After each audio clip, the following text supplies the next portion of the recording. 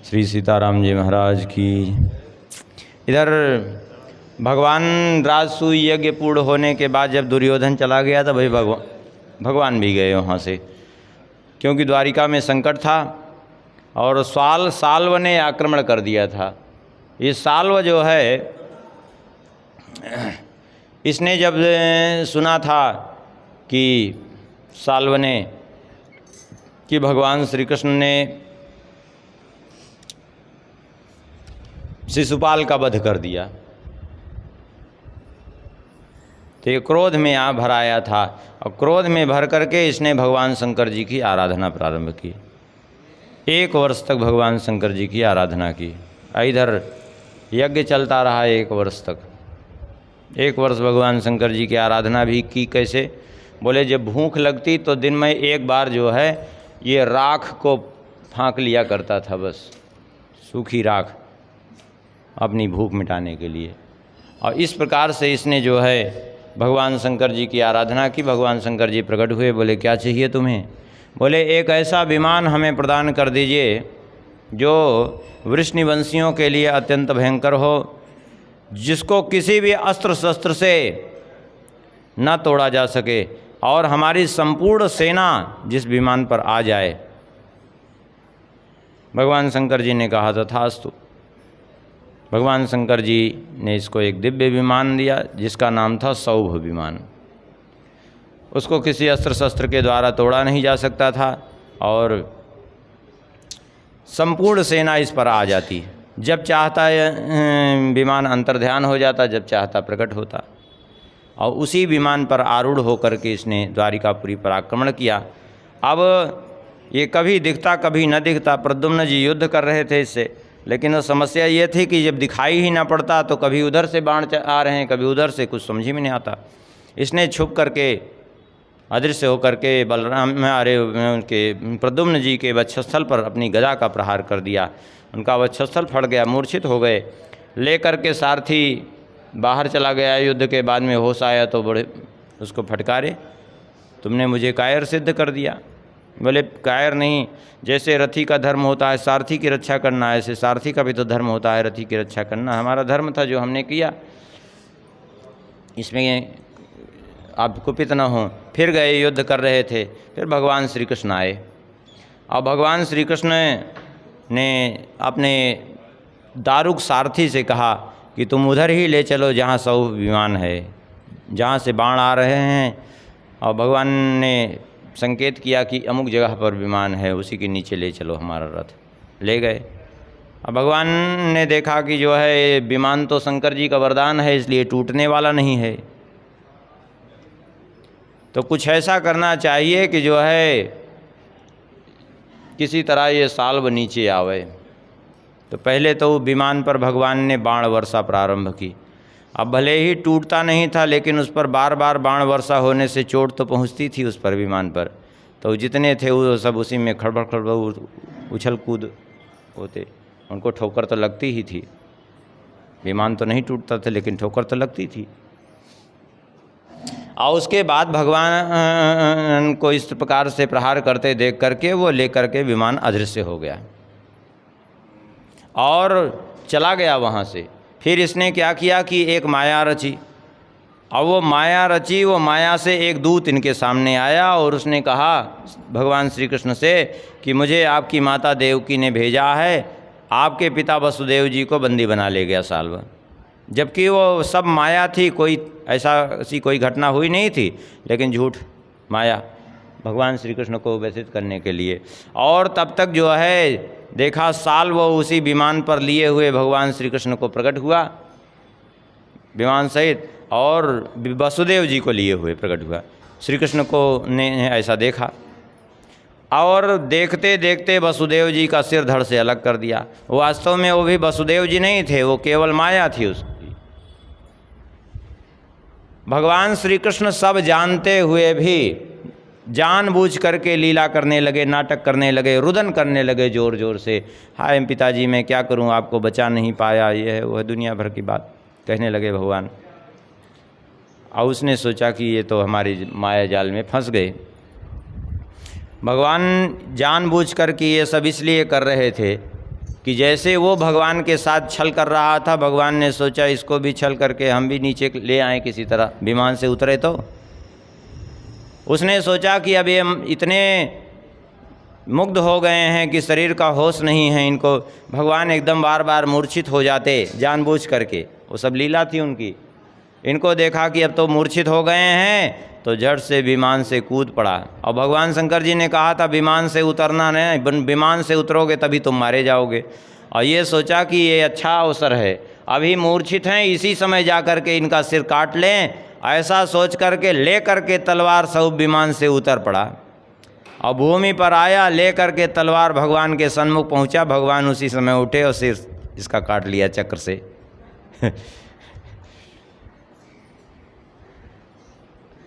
उसके बाद भगवान ने सोचा अब ये जितने विमान पे हैं जब तक उतरेंगे मरेंगे नहीं, अब इनको कैसे उतारा जाए। तो भगवान ने अपनी कौमुद की गदा उठाई। अब वो विमान इतना बड़ा था कि पूरा नगर के आकार का विमान, बहुत विशाल की पूरी सेना उसी पे आती थी, विशाल नगर के समान दिखाई पड़ता, कई कई कोस में विमानों ऊपर। भगवान ने अपनी कौमुद की गदा उठाई, उसको कुछ देर नचाया और नचा करके विमान के एक कोने पर प्रहार किया, बीच में नहीं प्रहार किया। जब एक कोने पर प्रहार किया तो वो विमान अपने आप पलट गया, क्योंकि जिस कोने पर प्रहार किया वो ऊपर हो गया और बाकी नीचे हो गया। तो वो विमान पलट गया और पलट गया तो उस पर जितने थे ऊपर सब नीचे गिर पड़े बद्ध बद्ध, और विमान चक्कर काटता हुआ समुद्र में जाके समाहित हो गया। तो विमान को तोड़ना भी नहीं पड़ा और विमान भी चला गया और सारी सेना नीचे आ गई। भगवान ने सारी सेना का संहार कर दिया। इस प्रकार से साल्व का भगवान ने उसकी सेना सहित वध किया। अब जब साल्व मारा गया तब जो है वो लड़ने के लिए आया, दंतवक्र लड़ने के लिए आया। दंतवक्र ने कहा कि तुमने जो है मेरे भाई का वध किया है, तुम मेरे मामा के लड़के हो और वो साल्व मेरा भाई के समान मेरा परम मित्र था, तुमने उसका वध किया है, इसलिए अब तुमको छोड़ेंगे नहीं हम। और भगवान से युद्ध करने लगा। भगवान के वक्षस्थल पर उसने अपनी गदा का प्रहार किया। यद्यप बड़ा बलवान था लेकिन भगवान तो भगवान है, उनको तो कुछ नहीं, कोई फर्क नहीं पड़ा। फिर भगवान ने अपनी गदा जब उसके वक्षस्थल पर प्रहार की तो उसका वक्षस्थल फट गया, रक्त वमन करता हुआ गिर करके मर गया। अब जब ये दंतवक्र मर गया तो इसका भाई था विदुरथ, हो आया युद्ध करने के लिए।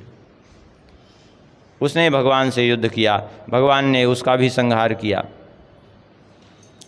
इस प्रकार से उन सब का भगवान ने उद्धार किया। जब कौरवों पांडवों का युद्ध होने का अवसर उपस्थित हुआ तब जो है बलराम जी तीर्थ यात्रा करने के लिए निकल पड़े। बोले हम न तो पांडवों के साथ में रहेंगे न कौरवों के साथ में रहेंगे, हम तो तीर्थ यात्रा में चले जाएंगे। दोनों ही अपने संबंधी हैं, किसका साथ दे किसका ना दे। भगवान चाहते भी यही थे, इसीलिए चले गए वो। क्यों इसलिए चाहते थे भगवान? क्योंकि बलराम भगवान जानते थे कि ये बड़े भावुक हैं बलराम जी, और ये दुर्योधन छल कपट करके अपनी ओर इनको कर लेगा, और कर लेगा तो फिर अनर्थ खड़ा हो जाएगा। और कदाचित पांडवों के पक्ष में भी रहेंगे तो ये जो है जब क्रोध में आ जाते हैं तो फिर ये कुछ नहीं सोचते, फिर ये किसी को भी समाप्त कर देंगे। तो ये जो जिसका जिसके हाथ से मरने का विधान है वो सारा विधान है ये पलट के रख देंगे। ये हो सकता है एक ही दिन में सारा युद्ध समाप्त कर डालें। इसलिए जो है ये ना ही रहें तो ही ठीक है। भगवान की इच्छा ये भी थी तो चले गए वो यात्रा के लिए, तीर्थ यात्रा में। और तीर्थ यात्रा भ्रमण करते करते पहुँचे कहाँ? कुरुक्षेत्र। उस समय जब सारा युद्ध समाप्त हो चुका था, जिस दिन भीमसेन और दुर्योधन का अंतिम युद्ध होने वाला था, मल्ल युद्ध, उसी समय पहुँचे। दोनों को रोकने की चेष्टा की लेकिन कहाँ माने, दोनों युद्ध किए तो बैठ गए साक्षी बन करके, चलो, और कह दिया जो अन्याय करेगा उसका हम वध करेंगे। अब वो दुर्योधन के ऊपर कहीं भी प्रहार करते भीमसेन तो उसके ऊपर कोई असर ही न पड़ता। यद्यपि महाभारत में तो ये चरित्र नहीं वर्णन है, हो सकता है कहीं और वर्णन हो कि गांधारी ने अपनी दृष्टि से उसको देखा था तो पूरा शरीर वज्र का बन गया था, ये लोक में खूब प्रसिद्धि है, हो सकता है कहीं हो। यद्यपि महाभारत में ये घटना वर्णित नहीं है, अब कहाँ है ये हमें ज्ञात नहीं है, लेकिन महाभारत में तो नहीं है, पूरे महाभारत में। उसी समय भगवान ने अर्जुन को देखा और अर्जुन से कहा कि अर्जुन तुम भीमसेन को प्रतिज्ञा ध्यान दिलाओ। इन्होंने इसका जंघा तोड़ने की प्रतिज्ञा की है। जिस समय द्रौपदी को इसने जंघा पर बैठने का कहा था तो इन्होंने कहा था कि अरे मूर्ख, द्रौपदी तुम्हारी जंघा पर नहीं बैठेगी, मेरी गदा बैठेगी तुम्हारी जंघा पर, तुम्हारी जंघा तोड़ूंगा मैं। और महर्षि बृहदस्व ने श्राप भी दिया था कि भीमसेन की गदा से तुम्हारी जंघा टूटेगी। ये पूरा तो करना था, उनकी प्रतिज्ञा भी पूरी हुई। तो भगवान ने कहा इनको प्रतिज्ञा का स्मरण कराओ। तो अर्जुन ने भीमसेन को देख करके अपनी ऐसे जो है ताल ठोकी, जंघा ठोकी, ध्यान समझ गए भीमसेन, और तब तक ये भी देख लिया, समझ गया कि अभी हमारी जंघा पर प्रहार करेंगे, तो बड़े जोर से उछला बचने के लिए। तब तक भीमसेन ने मारा, इसकी जंघा टूट गई। अब इतना देख करके बलराम जी कुपित हुए। बलराम जी भीमसेन को मारने के लिए उद्यत हो गए। बोले तुमने मारा क्यों? तुमने कमर के नीचे प्रहार किया क्यों? गदा युद्ध में कमर के नीचे प्रहार वर्जित है। तुमने अधर्म किया है, अब हम तुमको मारेंगे। बहुत समझा रहे थे बलराम जी को, नहीं मान रहे थे। तब भगवान सामने आए, भगवान ने पकड़ा, क्या कर रहे हैं? बोले इनको मारेंगे, अधर्म किया है इन्होंने।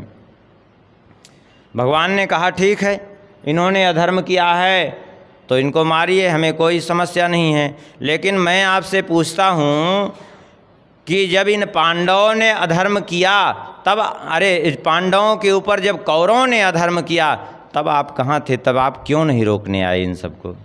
बोले क्या धर्म किया?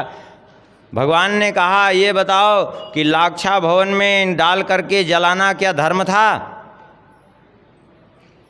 छल पूर्वक जुआ खेला गया, क्या ये धर्म था? भरी सभा में द्रौपदी का अपमान हुआ, कहाँ थे उस समय आप? क्यों नहीं आए इन दुष्टों को मारने के लिए? क्या वो धर्म था? 12 वर्ष का वनवास, 1 वर्ष का अज्ञातवास मिला था, उसको पूर्ण करने के बाद भी इन्होंने इनको इनका राज्य नहीं दिया, क्या वो धर्म था? इसी महाभारत के युद्ध में कितनी बार अधर्म हुआ, कहाँ थे आप? बोले हम तो तीर्थ यात्रा में गए थे। बोले जब तीर्थ यात्रा में गए थे, सारा युद्ध तीर्थ यात्रा के समय बीता, तो अंतिम में हस्तक्षेप क्यों कर रहे हो? इसी युद्ध में 6 महारथियों ने मिल करके एक निहत्थे अभिमन्यु को मारा, जबकि उसका अस्त्र शस्त्र धनुष सब खंडित हो गया था, यहाँ तक कि उसका कवच भी टूट चुका था, रथ भी टूट चुका था, कोई सहयोगी नहीं था। लेकिन फिर भी 6 महारथियों ने उसको मारा है, क्या वो धर्म था? अभिमन्यु को बड़ा प्रेम करते थे, ये सुभद्रा का पुत्र था अभिमन्यु। बोले क्या अभिमन्यु को इन लोगों ने इस प्रकार से मारा? बोले हाँ। तो मैं पूछता हूँ कहाँ थे उस समय आप जब इन लोगों ने अधर्म किया था? तो बोले फिर जब ये दशा इन लोगों ने की है तो ऐसे ही होना चाहिए, कह करके चुपचाप जो है बड़े दुखी होकर के अभिमन्यु का वध सुन करके चले गए हैं वहाँ से। युधिष्ठिर जी रोकना चाहते थे, भगवान ने कहा जाने दो, रोक मत। संकेत से कहा तुमको जो कुछ इनसे क्षमा मांगना होगा, युद्ध समाप्त हो जाने दो, फिर जाके अपना आराम से पैर पकड़ के क्षमा मांग लेना द्वारिका में, लेकिन अभी मत रोको इनको। चले गए बलराम जी। चलते चलते वहाँ से तीर्थ यात्रा करते हुए नैमिषारण्य में पहुँच गए। नैमिषारण्य में सूत जी कथा कह रहे थे और ऋषि मुनि नीचे बैठे थे, उसकी चटाई बिछी हुई थी और उसी पे बैठे सब अपने अपने कथा में तल्लीन थे। अब ये पहुँचे तो जितने ऋषि मुनि देखा सब ने उठ करके इनका आदर सम्मान किया और इनको भी ले जा करके कथा में आगे बैठा दिया। अब ये देखने लगे कि ये कथा कौन कह रहा है, देखा तो ये तो सूत जी कथा कह रहे हैं, बस कुपित हो गए। अरे ये इतने ऋषि मुनि ब्राह्मण ये नीचे बैठे हैं भूमि पर कथा सुन रहे हैं, और ये व्यासपीठ पर कैसे बैठा सूत हो करके? ये तो अधर्म कर रहा है। और हमारा जन्म ही धर्म संरक्षण के लिए हुआ है, धर्म की रक्षा के लिए। बस वो जो इनको कुश की चटाई दिया था ऋषि मुनियों ने बैठने के लिए, और उसी चटाई से कुश खींच लिया झट से इन्होंने।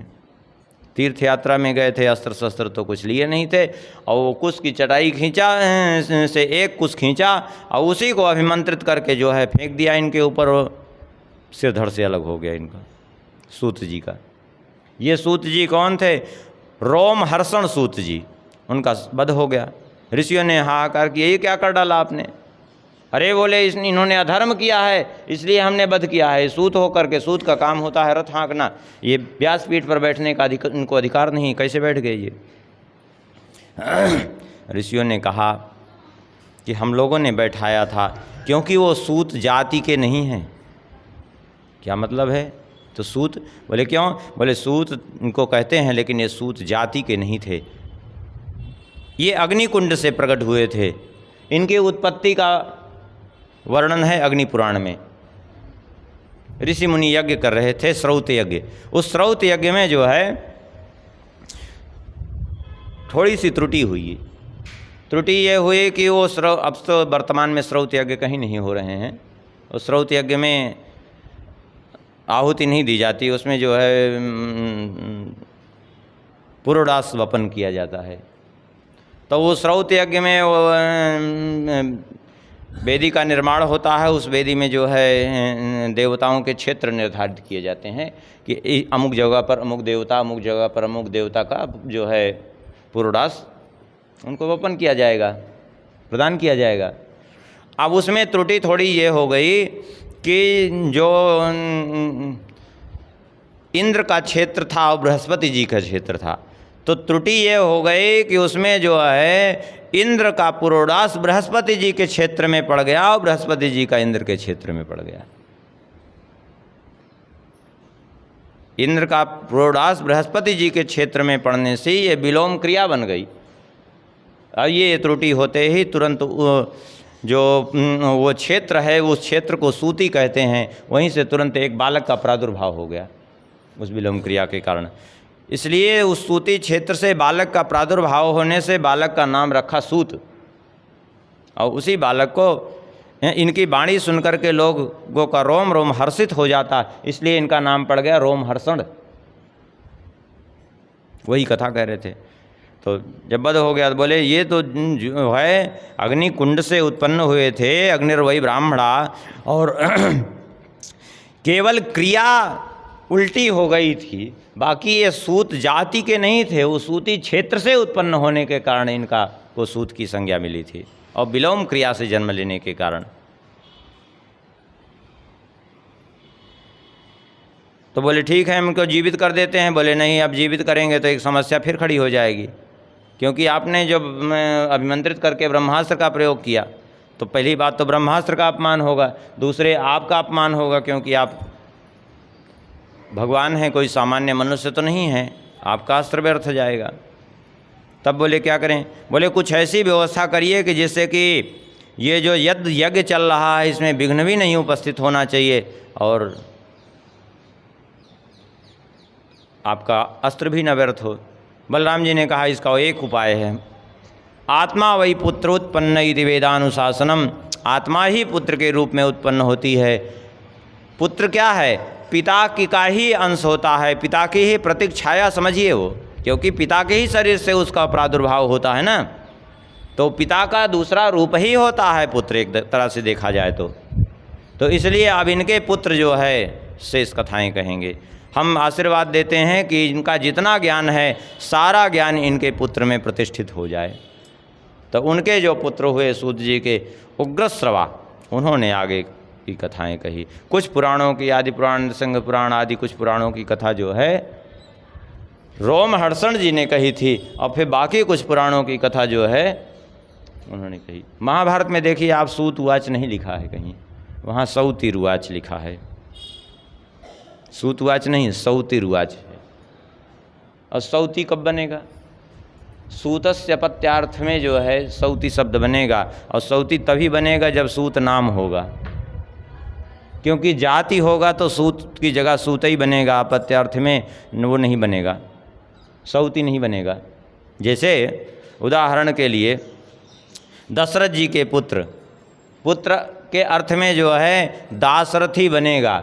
श्री कृष्ण के विष्णु के पुत्र के अर्थ में वैष्णव शब्द बनता है, कृष्ण के पुत्र के अर्थ में कार्ष्णी शब्द बनता है। लेकिन कोई जातिवाचक हो तो जाति में जो है वो नहीं बनता। जैसे शुक्ल है तो शुक्ल का जातिवाचक में शुक्ल ही होगा, जो है वो शुक्ल नहीं होगा, उसमें परिवर्तन नाम में से वो होता है। तो आखिर में जो है शेष कथाएं उग्रश्रवा जी ने कही। तात्पर्य यह है कि अपने अधिकार की अवहेलना कभी नहीं करनी चाहिए। अनधिकार चेष्टा करने वाला सर्वथा दोष का भागी होता है। आजकल तो खूब कर रहे हैं, अब कलयुग है, हालांकि जो कर भी रहे हैं शुरू में तो उनको बड़ा अच्छा लगता है, लेकिन कहीं ना कहीं बाद में दुर्दशा भोगनी ही पड़ती है, क्योंकि शास्त्र विरुद्ध आचरण किसी को छोड़ता नहीं है, अंत में उसकी दुर्दशा ही होती है। आगे वर्णन करते हैं श्री सुखदेव जी। कृष्णस्यासि सखा कश्चित् ब्राह्मणो ब्रह्मवित्तमः विरक्त इंद्रियार्थेषु प्रशांतात्मा जितेन्द्रिया। श्री कृष्ण के एक सखा थे, नाम नहीं कुछ लिया, कृष्णस्यासि सखा कश्चित शब्द का प्रयोग किया। कश्चित माने कोई, अर्थात भगवान श्री कृष्ण का सखा कोई बन सकता है कब? जब ये गुण हो। तो कौन गुण? बोले विरक्त इंद्रियार्थेषु, सबसे पहले तो इंद्रिय विषयों से वो विरक्त हो जाए। जब तक इंद्रियों के विषय उसको अपने अधीन किए हुए हैं तब तक भगवान का सखा क्या बनेगा वो? प्रशांतात्मा, जिसका मन शांत हो गया हो, समस्त इंद्रियों पर जिसने विजय प्राप्त कर ली हो,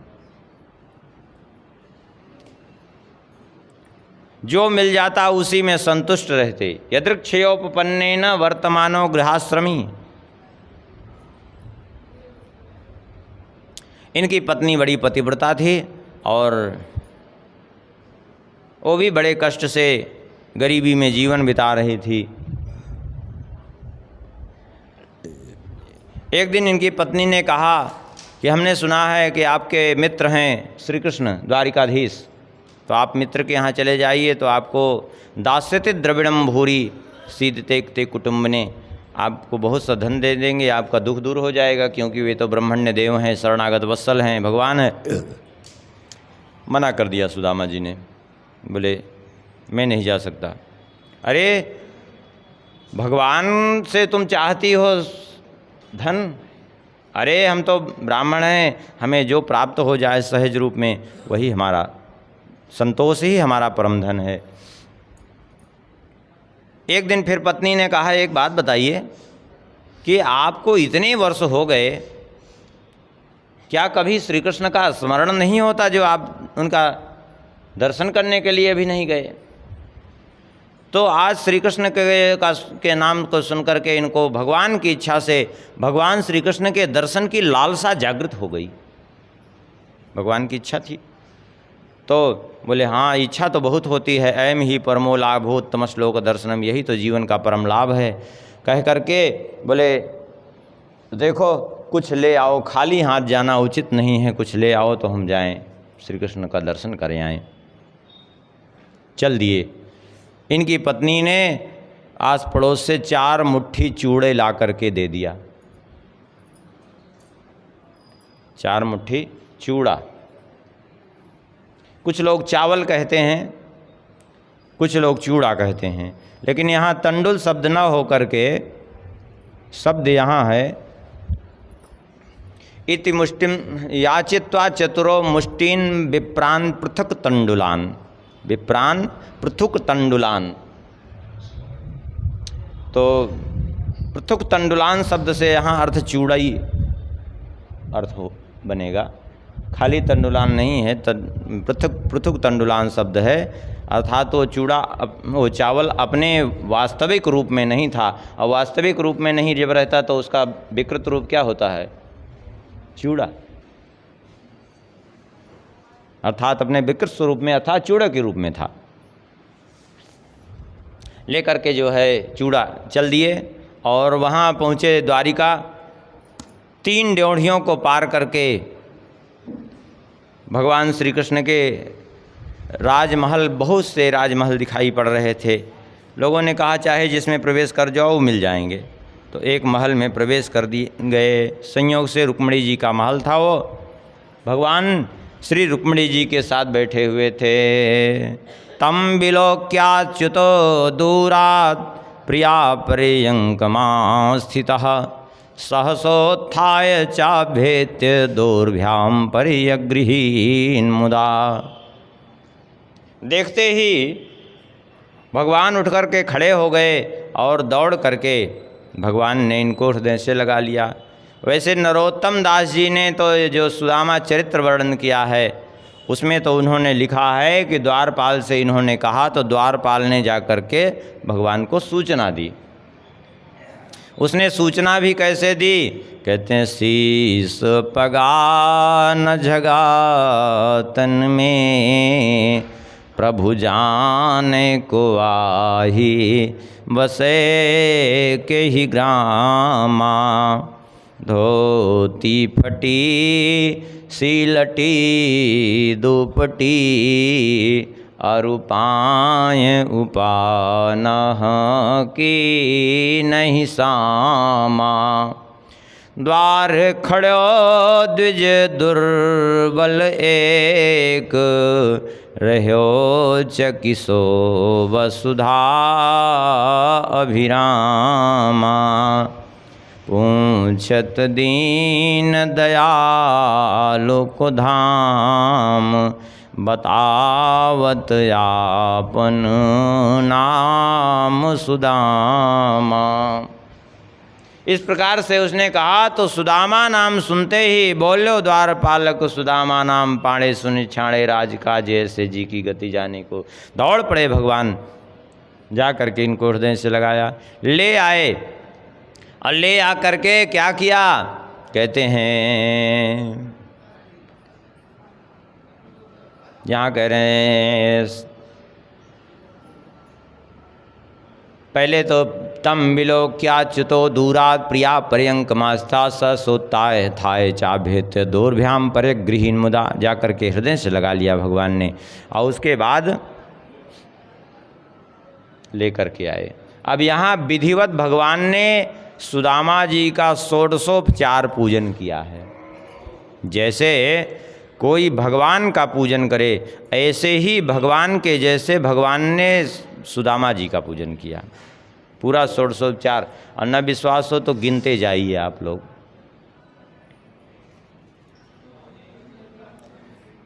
पूरी पूजन की विधि आ जाएगी इसमें। सबसे पहले क्या करते हैं? आवाहन करते हैं।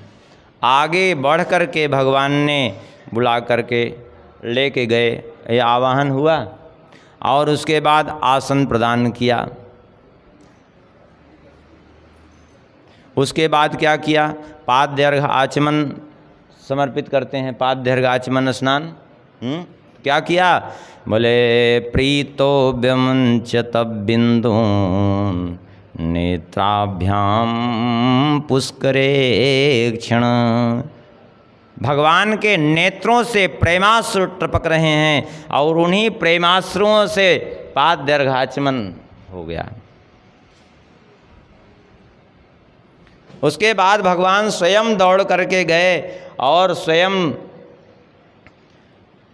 जल पात्र ले आए, चरण धुलने के लिए जो है परात ले आए, थाल, और चरण रखा धुलने के लिए, और चरण प्रक्षालन किया भगवान ने।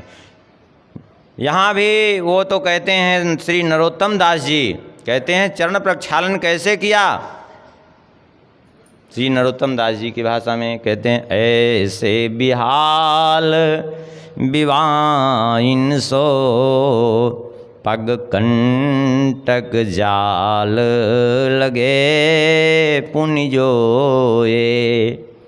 हाय महादुख पाए सखा, तुम आए इते न किते दिन खोए।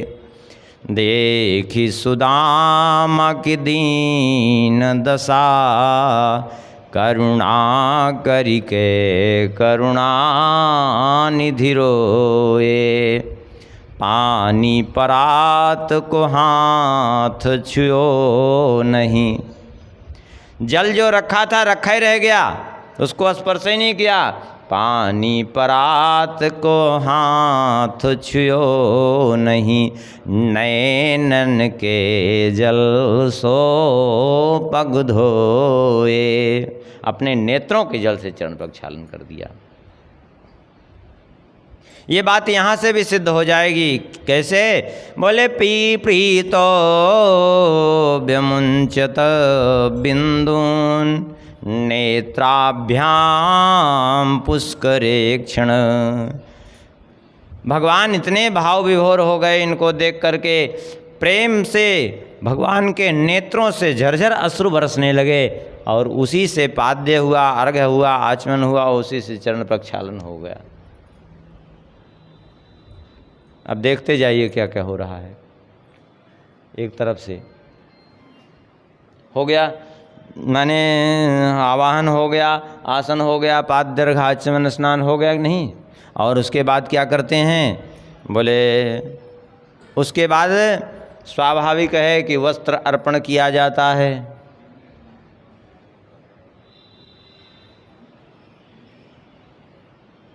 और यहाँ भी भगवान ने वही किया, चरण प्रक्षालन करके फिर वस्त्र समर्पित किया। और फिर क्या करते हैं? बोले चंदन लगाते हैं।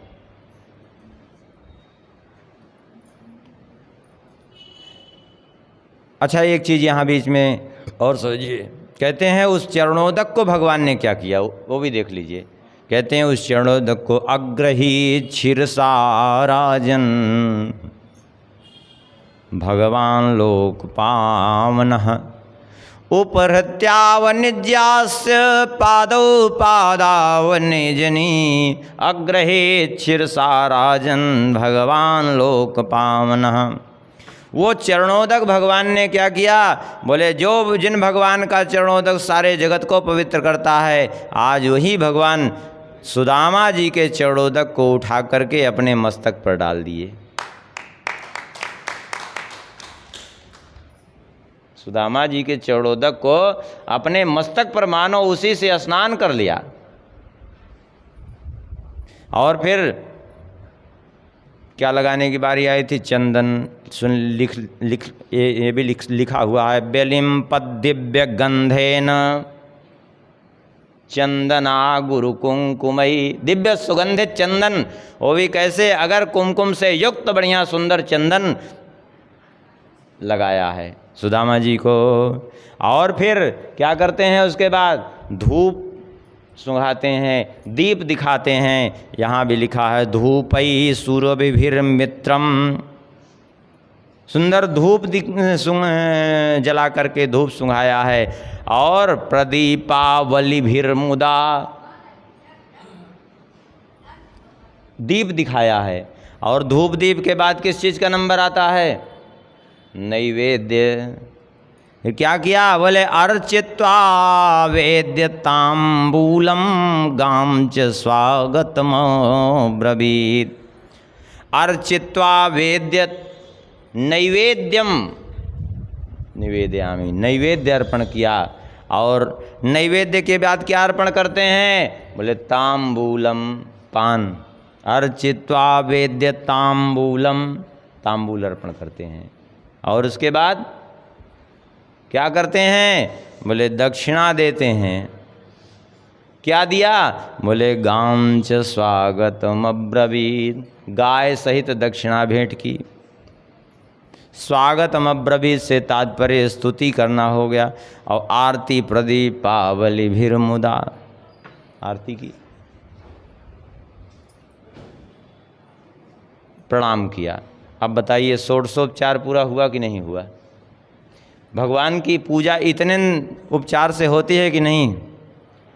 पूरी पूजा भगवान की जैसे कोई करे ऐसे ही किया है भगवान ने सुदामा जी का पूजन। और भी सुन लीजिए, यदि किसी को ये हो कि वो तो भगवान की पूजा में तो चंवर आदि भी डुलाते हैं, मंदिर में डुलाते हैं ना चंवर, तो यहाँ लिखा भी है, वो भी किया है। कहते हैं देवीं पर्यचर साक्षात् चामरव्यजनेन वही। साक्षात भगवती रुक्मिणी जी ने चंवर डुलाया है और श्री कृष्ण की पत्नियों ने चंवर और व्यजन डुलाया है, पंखा किया है। इस प्रकार से भगवान ने उनका पूजन किया। सब श्री कृष्ण की पत्नियां विचार करती हैं आखिर कौन सा ऐसा पुण्य कर्म इन्होंने किया है, इस ब्राह्मण ने ऐसा कौन सा पुण्य कर्म किया जिसके कारण स्वयं भगवान इनकी इस प्रकार से पूजा कर रहे हैं। ऐसे वे सब विचार करती हैं। फिर भगवान ने चर्चा प्रारंभ की। अपि ब्रह्मन् गुरुकुलात् भवता लब्ध दक्षिणा समावृत्तेन धर्मज्ञ भार्योढ़ सदशीनवा। हे ब्रह्मन, आप तो ये बताइए कि क्या गुरुकुल से आपने दक्षिणा देने के बाद समावर्तन संस्कार रोपरांत गृहस्थ आश्रम में प्रवेश किया कि नहीं, विवाह किया कि नहीं? यद्यपि मैं जानता हूँ कि आपका मन घर गृहस्थी में नहीं है, फिर भी जो है लौकिक मर्यादा के लिए आपने अवश्य ऐसा किया होगा। हमें तो अवसर ही नहीं मिला अधिक दिन गुरुकुल में वास करने का, लेकिन आपको तो खूब अच्छा अवसर मिला गुरुकुल में वास करने का। और भगवान कहते हैं मुझे प्रसन्नता सबसे ज़्यादा किससे होती है? बोले नाहमिज्या प्रजातिभ्याम तपसोपशमेन चा। मैं बड़े बड़े यज्ञों से मैं उतना यहाँ चारों आश्रमों का धर्म वर्ण किया। नाहमिज्या, मैं ब्रह्मचर्य रूप यज्ञ से उतना, ब्रह्मचर्य रूप स्वाध्याय यज्ञ से मैं उतना प्रसन्न नहीं होता हूँ। और प्रजातिभ्याम, न प्रजा पालन रूप गृहस्थाश्रम धर्म से मैं उतना प्रसन्न होता हूँ। न तपसो, तपस्या माने वानप्रस्थ आश्रमी का धर्म, तपस्या से भी मैं उतना प्रसन्न नहीं होता हूँ। और उपशमेन माने संन्यास आश्रम के धर्म से भी मैं इतना प्रसन्न नहीं होता हूँ जितना तुस्सेयम सर्वभूतात्मा गुरु शुश्रूषया यथा, जितना गुरुदेव की सेवा से मैं प्रसन्न हो जाता हूँ किसी के ऊपर। लेकिन क्या करूं, मेरे सामने तो समस्या ही ऐसी थी कि मुझे गुरुदेव की सेवा का बहुत अवसर नहीं मिला, क्योंकि भगवान तो 64 दिन में सारी 64 विद्याएं ग्रहण करके चले आए थे। क्योंकि इधर जरासंध आक्रमण करने वाला था तो भगवान को तो आना था, नहीं तो पूरी मथुरापुरी पे संकट था। लेकिन आपने तो खूब अच्छी प्रकार से गुरुदेव की सेवा की, हमें बड़ी प्रसन्नता होती है इससे। आपको तो ध्यान होगा एक बार हम लोग जब ऐसे फंस गए थे, लकड़ी लेने के लिए वन में गए और इतनी भयंकर वर्षा हुई कि चारों ओर रास्ता ही नहीं दिख रहा था, जल ही जल भरा था। उस समय रात्रि भर हम लोगों को ठंडी में बिताना पड़ा पेड़ के ऊपर।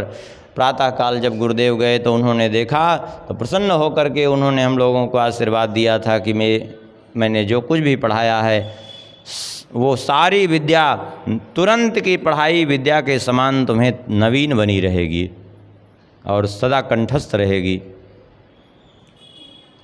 और फिर भगवान कहने लगे, अच्छा मित्र एक बात बताओ कि तुम मेरे घर से कुछ ले आए हो, मेरे लिए घर से कुछ ले तो आए हो ना, कुछ तो लाए होगे ज़रूर हमारे लिए।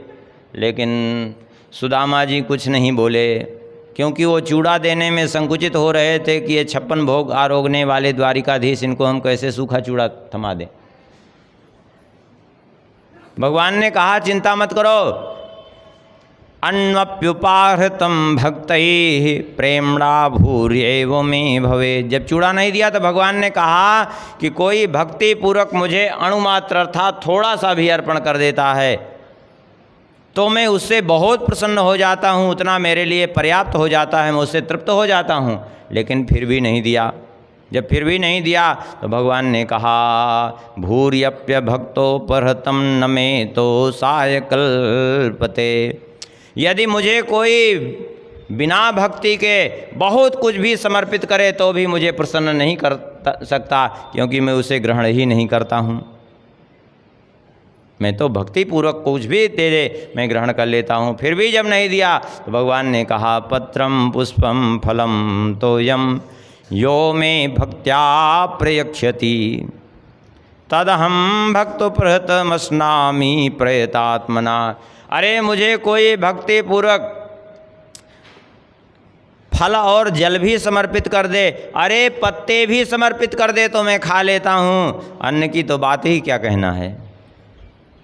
पत्र पुष्प भी कोई समर्पित कर दे, फल जल भी कोई समर्पित कर दे तो मैं उसको ग्रहण कर लेता हूँ, लेकिन फिर भी संकोच बस जब नहीं दिया तो भगवान ने कहा कि ये क्या दबाए हुई इतनी देर से। कह करके भगवान ने वो कांख में दबी थी पोटली खींच लिया उसको। अब वो तब खींचा तो पोटली वो खुल गई। भगवान ने देखा, भगवान ने कहा वाह नन्वे तदुपनीतम में परम प्रीणनम सखे तर्पयत्यंग माम विश्वम एते पृथक तंडुलाह। कितना बढ़िया भेंट ले आए हो, ये तो मुझे अत्यंत प्रिय है। इतनी प्रिय भेंट मेरे लिए तुम लेकर के आए हो और फिर भी इसको छुपा रहे थे, ये ठीक नहीं था। तुम इतनी बढ़िया भेंट, भला ये हमको कोई खाने के लिए कभी देता ही नहीं, ऐसी बढ़िया चीज़ ले आए हो जो कभी हमको यहाँ नहीं मिलती है। और कह करके भगवान ने इति मुष्टिम सकृत जग्ध्वा द्वितीयाम जग्धुमाददे तावत् श्रीर्जगृहे हस्तम तत्परा परमेष्ठिना। ऐसा कह करके भगवान ने एक मुट्ठी चूड़ा लिया और एक मुट्ठी चूड़ा जो है भगवान ने मुख में डाल लिया, चबा लिया, उसको ग्रहण कर लिया।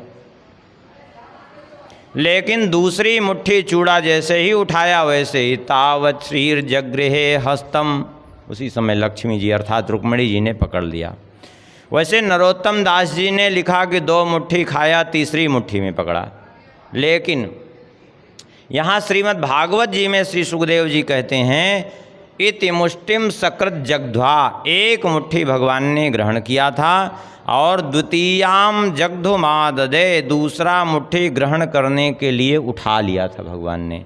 लेकिन उसी समय ग्रहण करने के पहले ही तावत् श्रीर्जगृहे हस्तम, उसी समय श्री रुक्मिणी जी ने भगवान के हाथ पकड़ लिए हैं।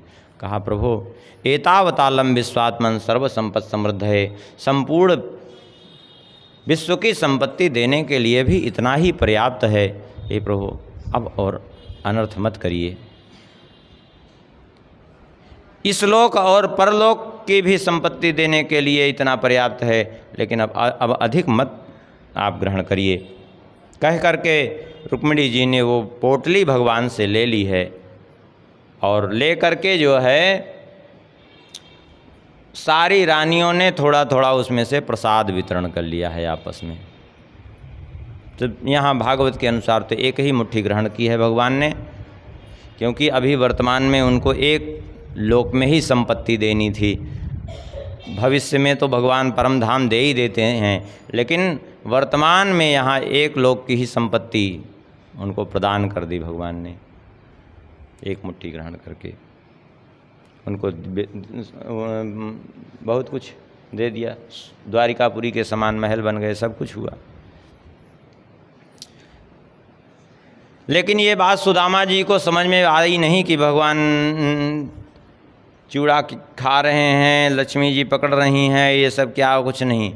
और वो तो रात्रि भर वहाँ निवास किए द्वारिका में, यहीं पर कि जहाँ बड़े प्रेम से मानो जो है वैकुंठ में निवास कर रहे हों। इस प्रकार से भगवान ने द्वारिकापुरी में निवास किया, सुदामा जी इन्हें भगवान के साथ।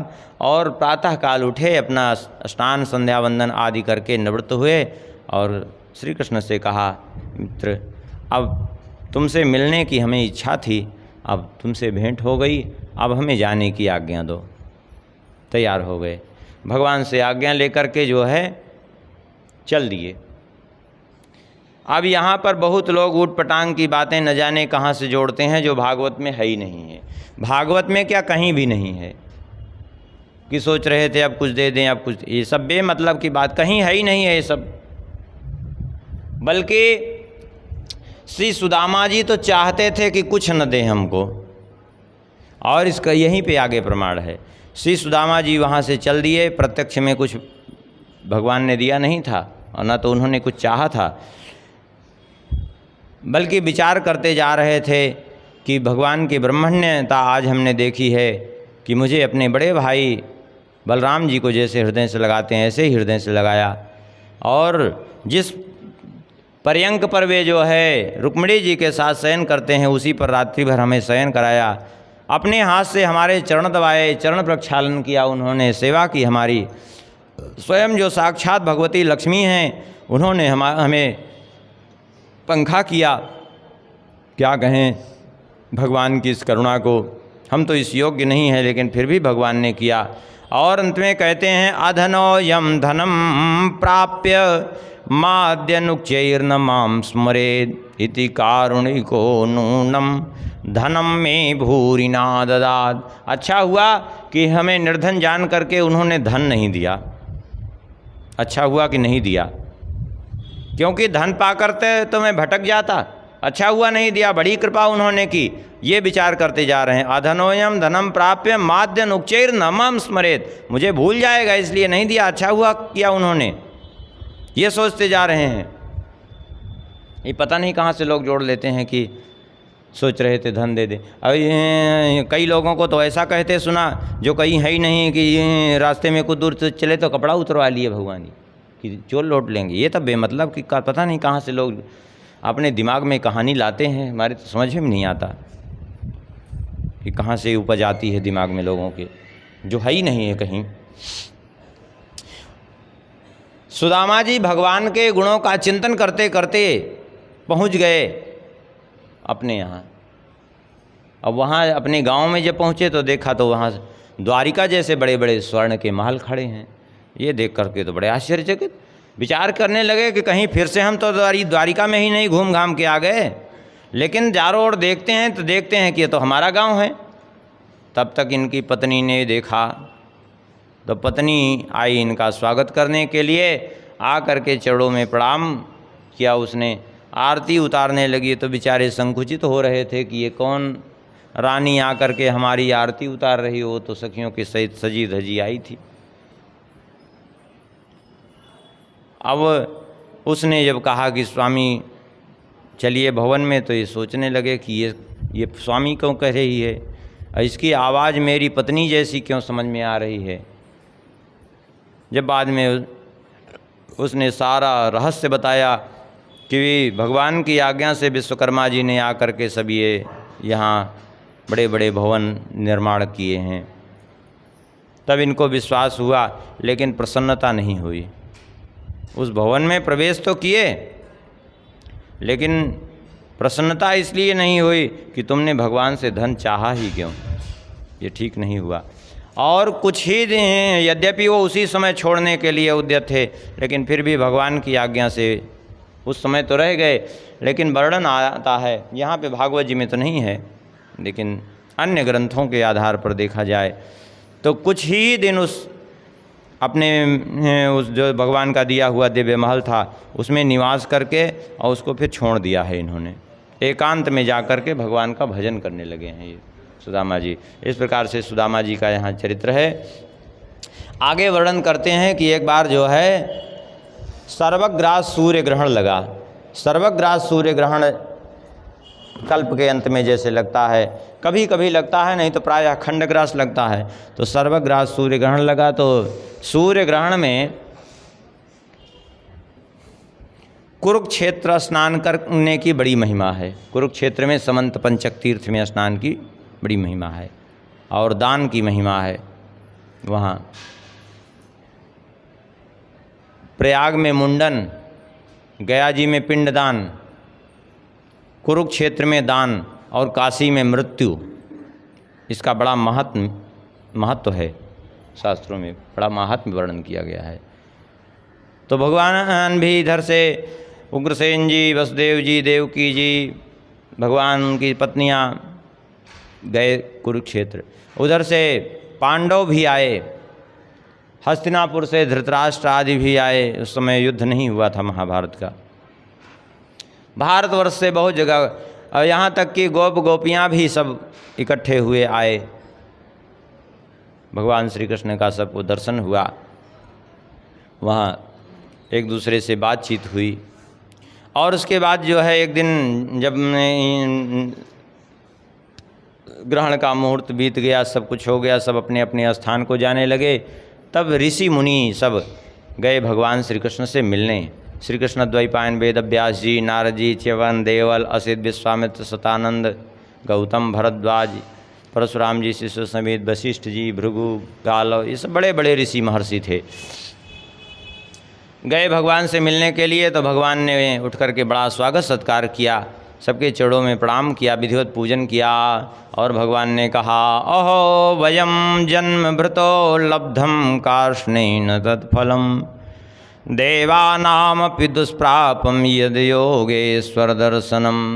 आज हमारा जीवन जन्म सफल हो गया, धन्य हो गया, क्योंकि आपका हमें दर्शन प्राप्त हुआ।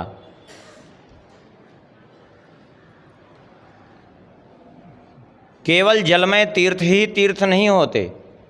नयन्मयानि तीर्थानि न देवा मृक्षिलामया ते पुनन्त्युरुकालेन दर्शनादेव साधवा।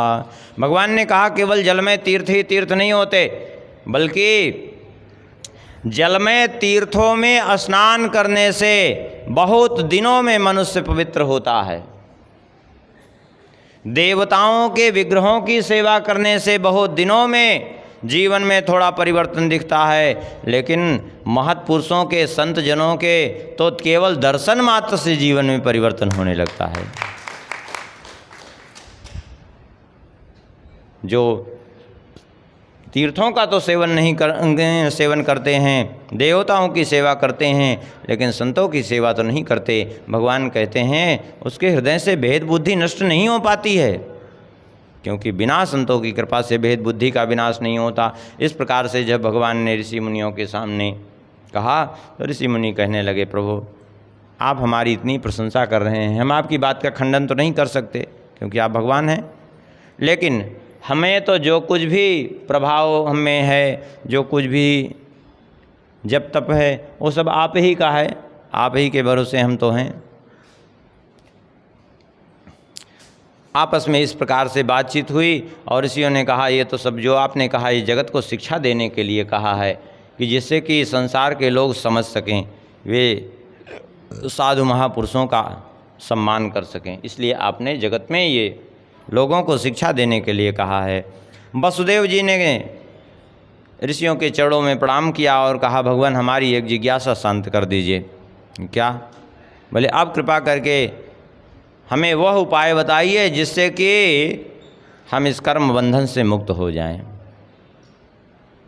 क्योंकि हमने खूब अनुभव कर लिया कि यहाँ संसार में केवल कष्ट ही कष्ट है। और सही बात, वसुदेव जी ने जैसा अनुभव किया कौन कर सकता है। जिसके 6 पुत्र मारे गए, उनके सामने कारागार में ही कितना समय बीत गया। इसलिए अब कोई ऐसा उपाय बताइए जिससे कि इस संसार से मुक्त हो जाएं। देख करके नारद जी मुस्कुराए और नारद जी ने ऋषियों को देख करके कहा, देखो सन्निकर्षो ही मर्त्यानाम अनादरण कारणम। अतिशय समीपता जीवन में अनादर का कारण बनती है। वसुदेव जी जो कह रहे हैं कोई आश्चर्य इनके लिए इसलिए नहीं है क्योंकि श्री कृष्ण की अतिशय समीपता होने के कारण श्री कृष्ण के प्रति इनकी भगवत बुद्धि नहीं है, पुत्र बुद्धि है, इसलिए इनकी महिमा को नहीं जानते। नहीं तो जिसको भगवान के पिता होने का सौभाग्य प्राप्त हुआ, क्या उसको भी अपने उद्धार के लिए कामना करनी पड़ेगी क्या? उसको भी उद्धार की चिंता करनी पड़ेगी क्या? नहीं। लेकिन फिर भी ये चिंता कर रहे हैं, क्यों? क्योंकि भगवान के प्रभाव को नहीं जानते। जैसे गांगम हित्वा यथान्याम्भस तत्रत्यो याति शुद्ध है, जैसे गंगा जी के तट पर रहने वाला व्यक्ति गंगा जी के महत्व को नहीं जानता लेकिन दूसरे तीर्थों में जाकर के स्नान करता फिरता है, जबकि वास्तविकता क्या है, नास्ति गंगा समम तीर्थम, गंगा जी के समान कोई तीर्थ ही नहीं है।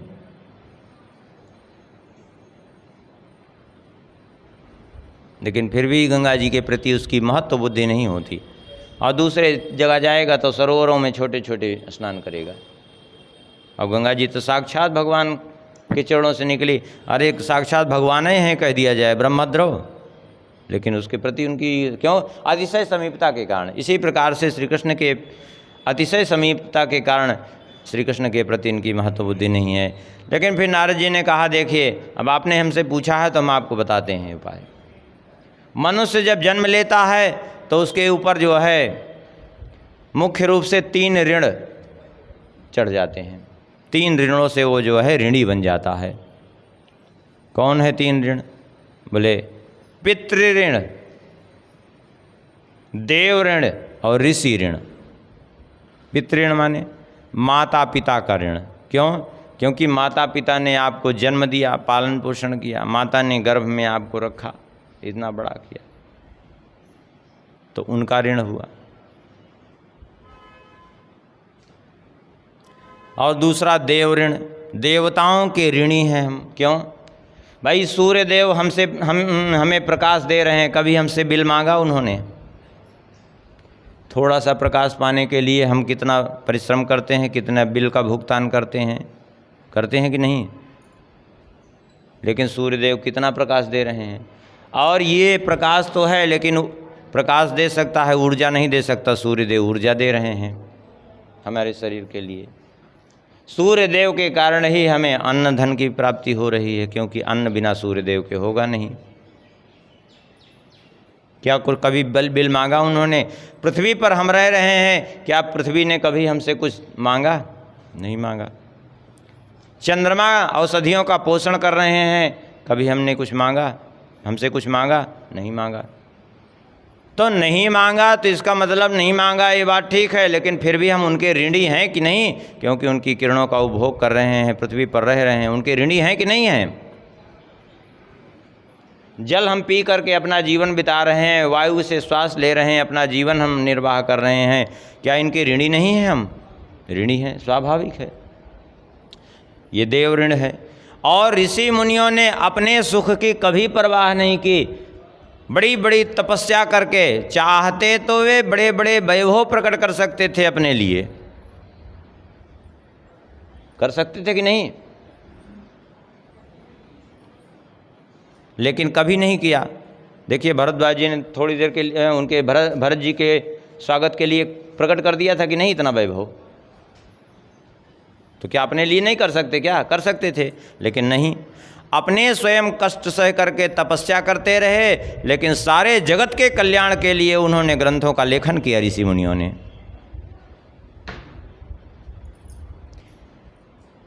सारी पृथ्वी ब्रह्मा जी ने ब्राह्मणों को समर्पित की कि ये हम तुम्हें पृथ्वी प्रदान करते हैं, तुम अपनी इच्छा अनुसार इसको चलाओ। लेकिन स्वयं वे तपस्या में लगे रहे और सारी पृथ्वी का भार उन्होंने क्षत्रियों पर सौंप दिया। अपने लिए कभी कुछ चाहा नहीं, सारे जगत के कल्याण के लिए कितना बड़ा त्याग करते रहे हुए। तो और इतने ग्रंथ लिखे, तो क्या हम उनके ऋणी नहीं हैं? क्यों? क्योंकि वो त्याग क्यों किया? वो हम सबके कल्याण के लिए किया कि नहीं किया? हम सबके कल्याण के लिए किया। तो स्वाभाविक इनके ऋणी हैं सबके। तो श्री नारद जी कहते हैं पितृऋण से कोई कब मुक्त होता है? जब उत्तम संतान उत्पन्न होती है कुल में, जो सारे कुल का उद्धार कर दे, तो पितृऋण से मुक्त हो जाता है जीव। पुन्नाम नरकात् त्रायते यस्मात् स पुत्रः, जो पुन्नाम नरक से जीव का उद्धार कर दे उसको पुत्र कहते हैं। और ऋषि ऋण से ऋण होता है जब ऋषियों के बताए हुए मार्ग पर चलता है, शास्त्रानुकूल जीवन उसका होता है, शास्त्रों का अध्ययन करके तदनुसार जीवन अपना जीता है तब, क्योंकि वो जगत के कल्याण के लिए उन्होंने लिखे हैं। तो जब अपना कल्याण करता है तब। और देव ऋण से ऋण कब होता है? यज्ञ आगादि करके, क्योंकि वे हमें दे रहे हैं तो उसके बदले में हमें उनको आहुति देनी चाहिए, हमें उनका एक के लिए यज्ञ आगादि करना चाहिए, तब उनके ऋण से मुक्त होता है। तो आप कहते हैं वसुदेव जी से नारद जी कि आप पितृऋण से मुक्त हैं, क्योंकि श्री कृष्ण बलराम जैसे सत्पुत्र को उत्पन्न किए हैं, आपके ऊपर पितृऋण है नहीं। आपका जीवन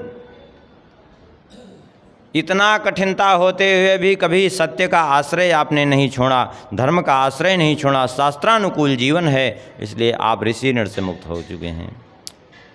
लेकिन अब एक काम करिए, देव ऋण से मुक्त होने के लिए आप यज्ञ करिए, विष्णु यज्ञ, भगवान विष्णु की उपासना करिए, यज्ञ के लिए तैयार हो गए। उन्हीं ऋषियों को आचार्य बना लिया और यज्ञ प्रारंभ कर दिया। अब एक बात समझने की है, थोड़ा सा ध्यान देने की। यज्ञ आज भी खूब हो रहे हैं, लेकिन अधिकतर यज्ञ जो है मनमाना हो रहे हैं, शास्त्र विरुद्ध हो रहे हैं, और शास्त्र विरुद्ध यज्ञ होता है। देखिए, यज्ञ के समान कोई मित्र नहीं है और यज्ञ के समान कोई शत्रु भी नहीं है, ये बात आप समझ लीजिए। नास्ति यज्ञ समो बंधु और नास्ति यज्ञ समो रिपुः। क्यों? क्योंकि यज्ञ से बड़ी तेजी से कल्याण जीव का होता है, और यज्ञ अगर अनुचित ढंग से हुआ तो पतन भी होता है। फिर छिद्रम हि मृगयन्ते स्म विद्वांसो ब्रह्म राक्षसा विधिहीनस्य यज्ञस्य सद्यः कर्ता विनश्यति। श्री वशिष्ठ जी महाराज का कथन है, कहते हैं जब यज्ञ होता है तो ये जो बड़े बड़े ब्रह्म राक्षस हैं ना, ये दोष ढूंढते हैं यज्ञ में, और जब कहीं यज्ञ में त्रुटि होती है तो उसके कुल का, उस यज्ञकर्ता का विनाश करते हैं लोग। आज यज्ञ खूब हो रहे हैं, लेकिन मनमाना ढंग से। कैसे मनमाना ढंग से? किसको हवन करना चाहिए, किसको नहीं करना चाहिए, कोई विवेक नहीं। आजकल कथाएं लोग सुनेंगे और हवन करने की बात आएगी तो पूरा गांव में इकट्ठा हो जाएंगे, जितने रिश्तेदार नातेदार सब इकट्ठा हो जाएंगे हवन करने के लिए। और कैसे करेंगे? पैंट पहने खड़े खड़े तो लघुशंका करेंगे, और आएंगे जिनको शुद्धि अशुद्धि का बोध नहीं है, आएंगे स्वाहा। अब बताओ, देवता स्वीकार करेंगे उसको? देवो भूत्वा देवम यजे, देवता बन करके देवता की आराधना की जाती है, ऐसे देवता नहीं स्वीकार करते।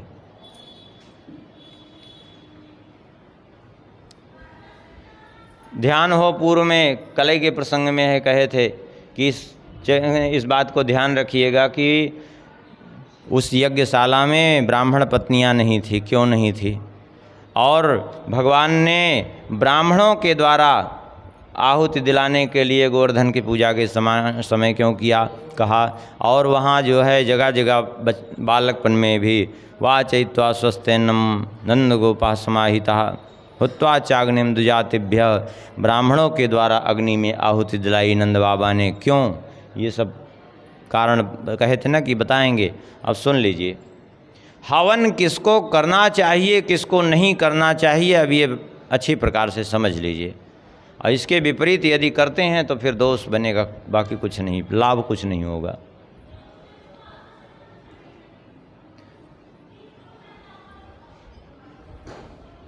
न वै कन्या न युतिर्नाल्प विद्यो न बालिशः होता स्यादग्निहोत्रस्य नार्तो नासत्क्रियस्तथा। श्री मनु जी महाराज कहते हैं, और यही बात जो है महाभारत के शांति पर्व में भीष्म जी भी कह रहे हैं। श्लोक ज्यों का त्यों है, थोड़ा सा मात्र पाठांतर है, अर्थ एक होगा दोनों का। वहाँ पर है नवई कन्या न युतिर्नाल्प विद्यो न बालिशा होता सादग्निहोत्रस्य नार्तो नासत्क्रियस्तथा। महाभारत में श्लोक है नैव कन्या न युतिर नाल्प विद्यो न बालिसा होता स्यादग्निहोत्रस्य भवे ना संस्कृतस्तथा। ये श्लोक है। चाहे वो कन्या हो, चाहे युवती हो, वृद्धा हो, स्त्री मात्र को हवन नहीं करना चाहिए, कोई भी हो।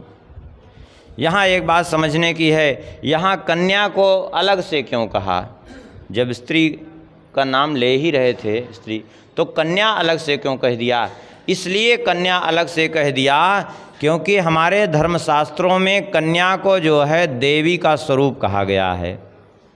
2 वर्ष से 10 वर्ष तक की कन्या का पूजन करने से वही फल प्राप्त हो जाता है जो साक्षात भगवती के पूजन का फल प्राप्त होता है, ऐसा हमारे शास्त्रों में वर्णन है।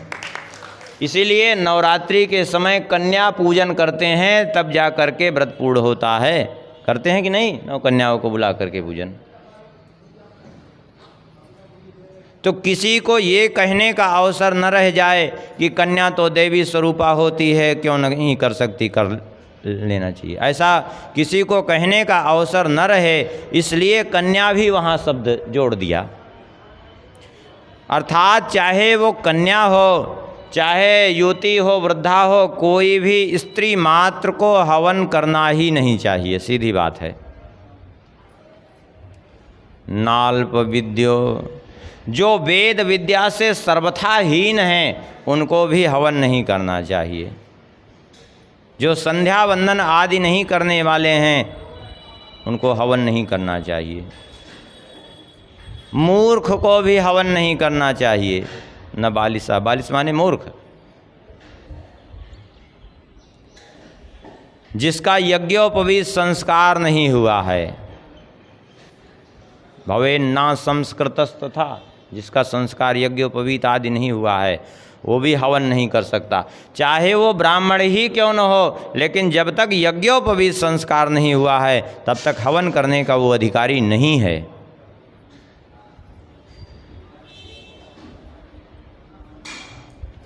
कोई बीमार व्यक्ति हो, उसको भी हवन नहीं करना चाहिए। इन लोगों को हवन नहीं करना चाहिए, समझ लीजिए अब इस बात को। और इसके विपरीत करते हैं तो केवल दोष बनेगा। अब ये तो हमने श्लोक वो कर दिया। अब इसके कुछ हम प्रमाण देते हैं क्रिया में, तो आप लोगों को थोड़ा अच्छे से समझने में सहजता हो जाएगी। अब क्रिया में पहले यही देख लीजिए कि जगह जगह जो है, सब जगह भागवत जी में ही अभी कल ही सुन रहे थे कि भगवान गए और बालकों को भेजा, ग्वाल वालों को कि जाओ ब्राह्मणों के यहाँ से कुछ भोजन ले आओ। तो गए यज्ञशाला में, तो वहाँ ब्राह्मण पत्नियाँ नहीं थी, केवल ब्राह्मण हवन कर रहे थे। अब हम आपसे पूछते हैं, जो लोग ये माने नियम बना दिए हैं कि स्त्रियों को हवन करना, यदि स्त्रियों को हवन करने की विधि होती तो ब्राह्मणों के साथ ब्राह्मणियों को होना चाहिए कि नहीं? लेकिन नहीं थी। क्यों नहीं थी? क्योंकि वहाँ हवन करने का उनको विधान ही नहीं है, तो रहेंगी कैसे? कोई मतलब ही नहीं।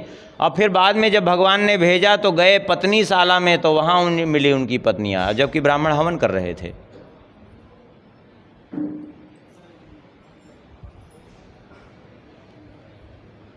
और देख लीजिए, राजा बलि को भगवान ने बांध लिया, यज्ञशाला में गए, राजा बलि ने आकर के स्वागत सत्कार किया, और जब भगवान ने बांध लिया तब विंध्यावली जी को पता चला, और विंध्यावली जी भाग करके आई हैं और आकर के उन्होंने कहा, प्रभु आपने को इन्होंने जो भूमि दान देने की जो धृष्टता की है ये गलत है, और आपने जो इनको दंड दिया वो अनुचित है, क्योंकि आप ही की संपत्ति आपको दान देने के लिए उद्यत हो गए, तैयार हो गए, दान दे ही दिया आपकी संपत्ति आपको। आपकी संपत्ति आपको दान देने का क्या मतलब है? यदि विंध्यावली जी वहाँ होती, विचार करिए, यज्ञशाला में, तो जब आए भगवान का पूजन किया राजा बलि ने, और दान देने के लिए जब उद्यत हुए, शुक्राचार्य जी ने मना किया, तो विंध्यावली जी उसी समय न कहते, जो बाद में कह रहे हैं, पहले न कहते कि जब भगवान है तो फिर आप दान देने वाले कौन है, ऐसे समर्पित कर दीजिए, बात खत्म हो गई उनकी संपत्ति। लेकिन बाद में विंध्यावाली जी को पता चला तो आई। क्यों? क्योंकि यज्ञशाला में थी ही नहीं।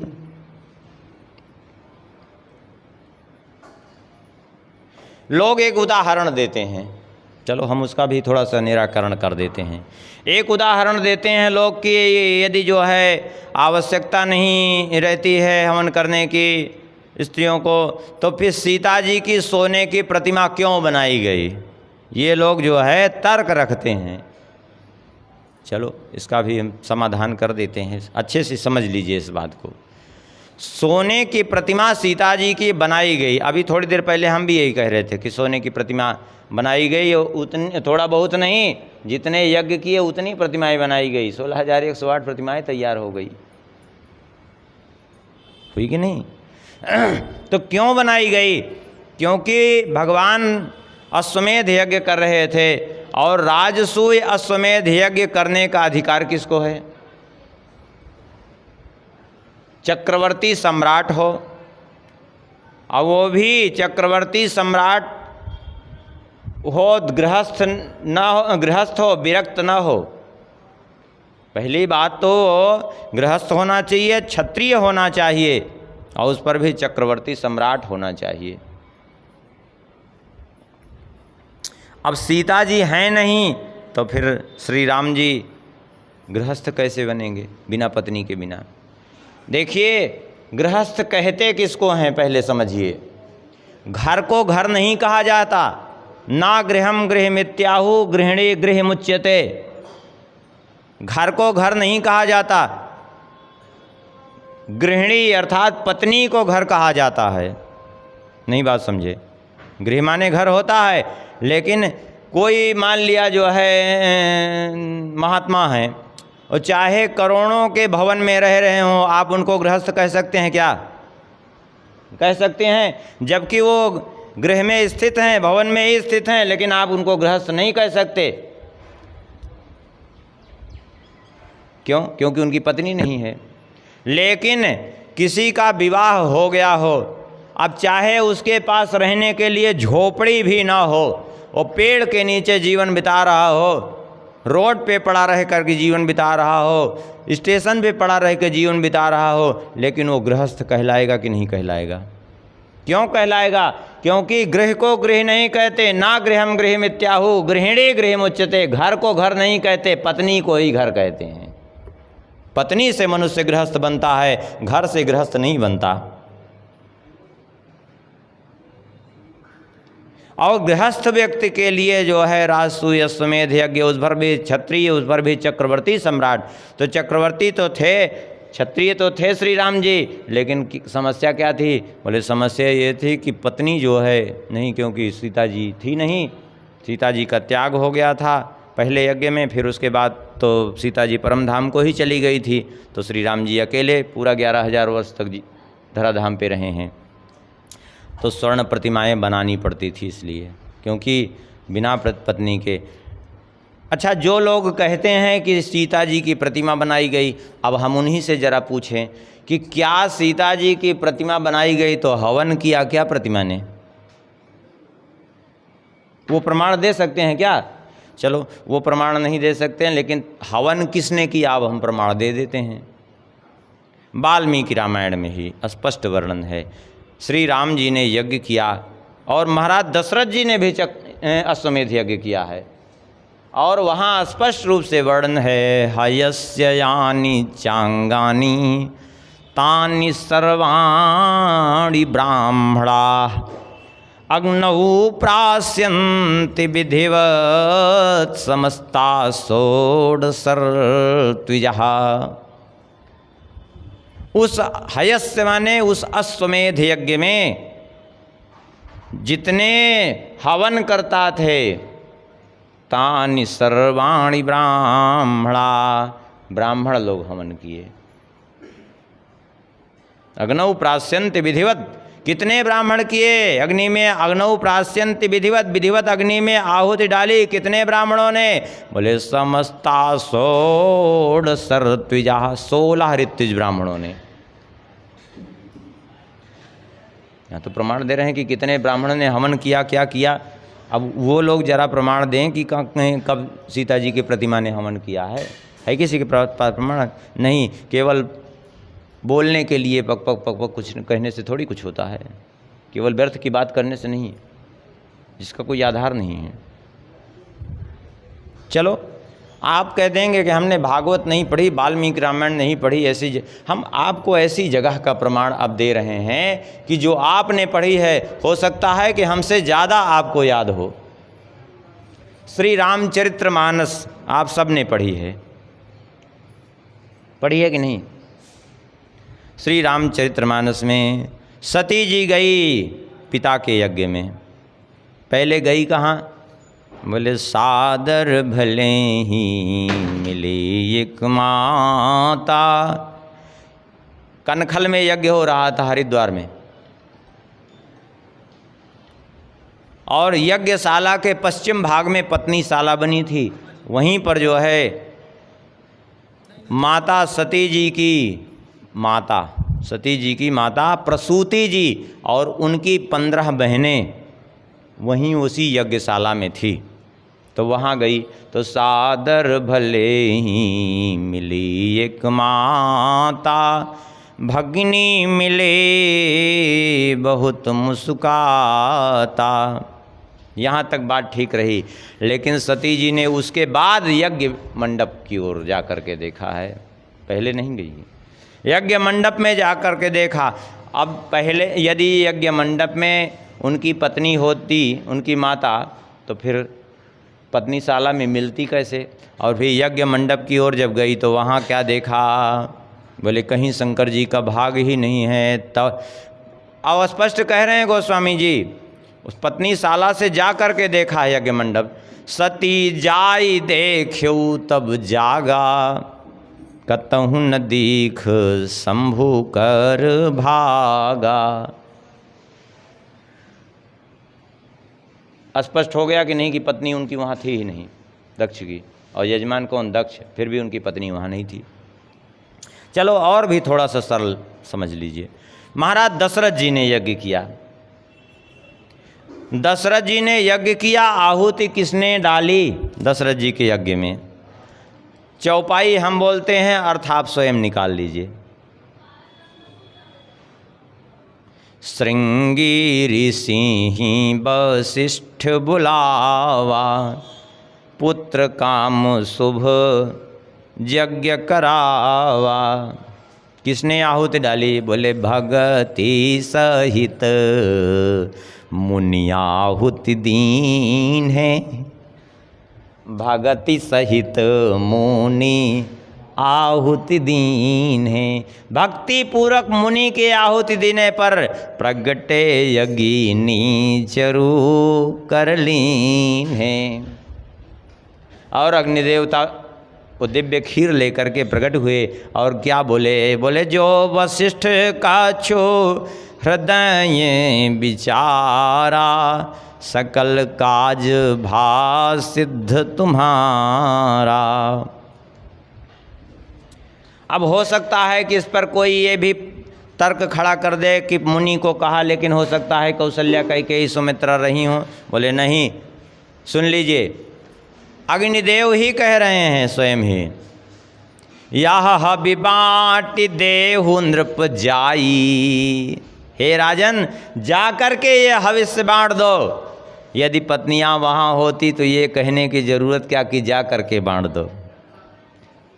जथा जोग विधि भाग बनाई। फिर तब अदृश्य भय पावक सकल समय समझाए, परमानंद मगन मन हर्ष हृदय समाए। अब देखिए, एक बार स्पष्ट हुआ कि वहाँ नहीं थी, तभी कह रहे हैं जाके बांट दो। फिर उसके बाद फिर से गोस्वामी जी स्पष्ट कह रहे हैं, तब ही राय प्रिय नारी बुलाई।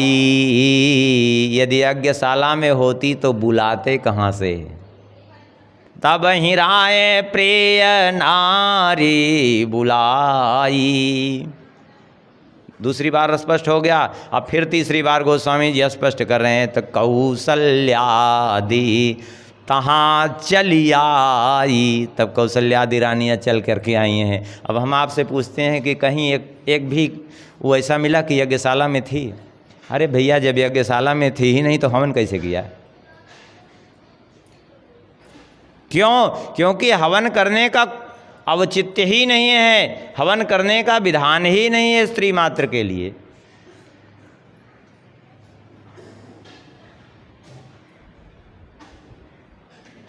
आजकल तो एक परंपरा खूब चली जा रही, लोग कहते हैं जाएंगे कथा कहने और स्वयं तो अज्ञानता में भटक रहे हैं और चेलों को भी भटका रहे हैं।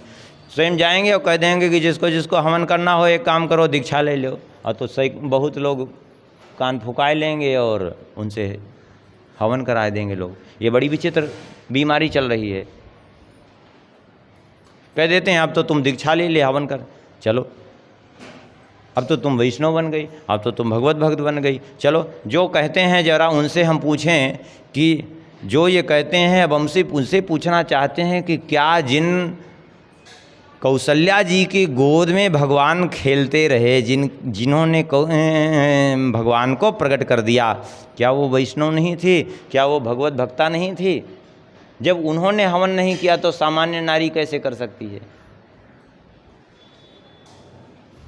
यशोदा जी ने नहीं किया, कौशल्या जी ने नहीं किया, कैकेयी जी ने, सुमित्रा जी ने नहीं किया, और आजकल कहती हैं हम हवन करेंगे।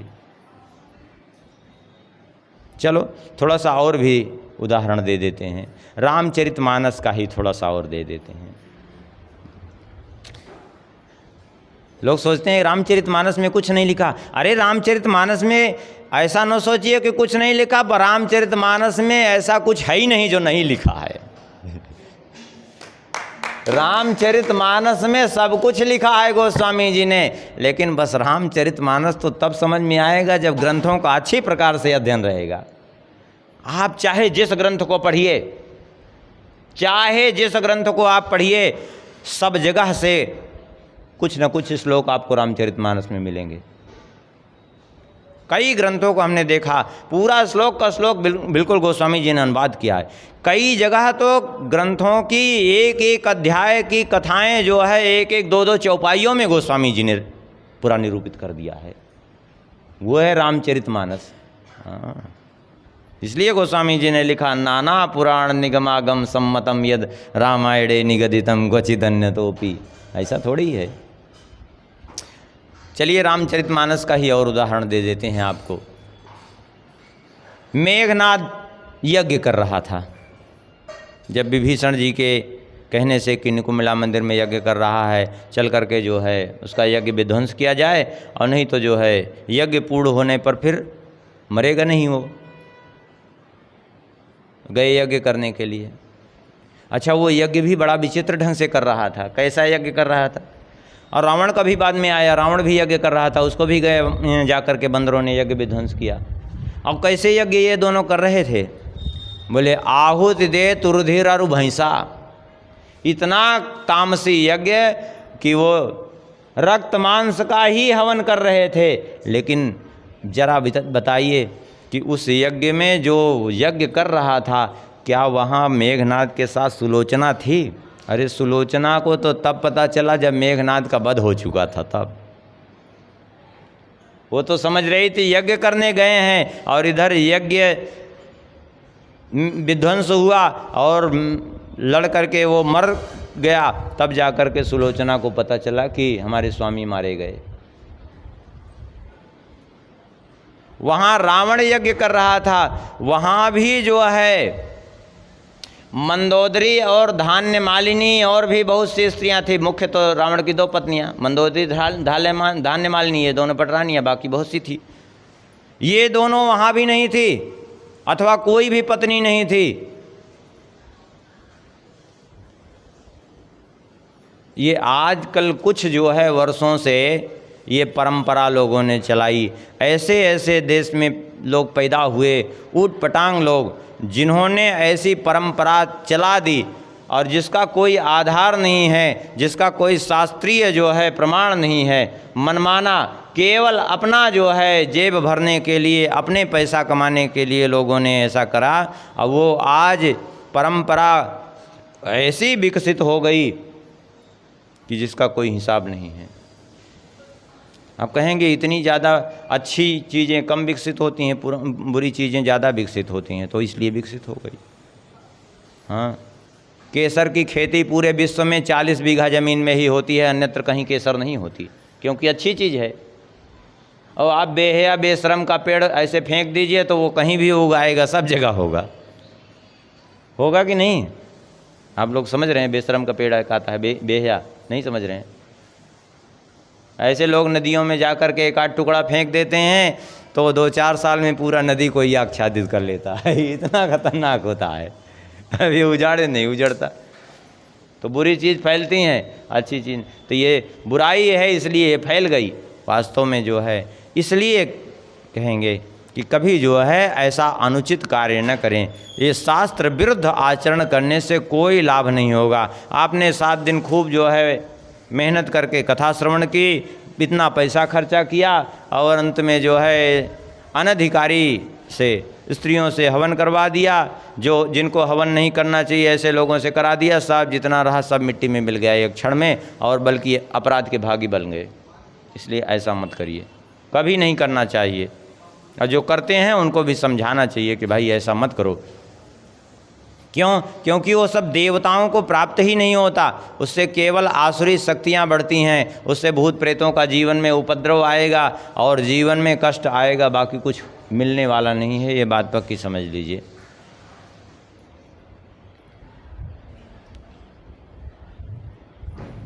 इसीलिए वहाँ कहीं भी यज्ञशाला में पत्नियाँ नहीं थी। यही बात कल कह रहे थे, कल समयाभाव में नहीं इस बात को कहे थे, आज बता दिए। देखिए जितने अच्छे महापुरुषों को आप देखेंगे कभी उनकी यज्ञशाला में स्त्रियों के द्वारा आहुति नहीं दिलाई जाती। ये जितने उठाई गिर हैं, भले ही वो लाखों लोग उनके अनुयायी हों, वही करते हैं। ये जो अच्छे विद्वान हैं, जो अच्छे साधक हैं, वो कभी नहीं करते हैं। आप देख लीजिए चाहे।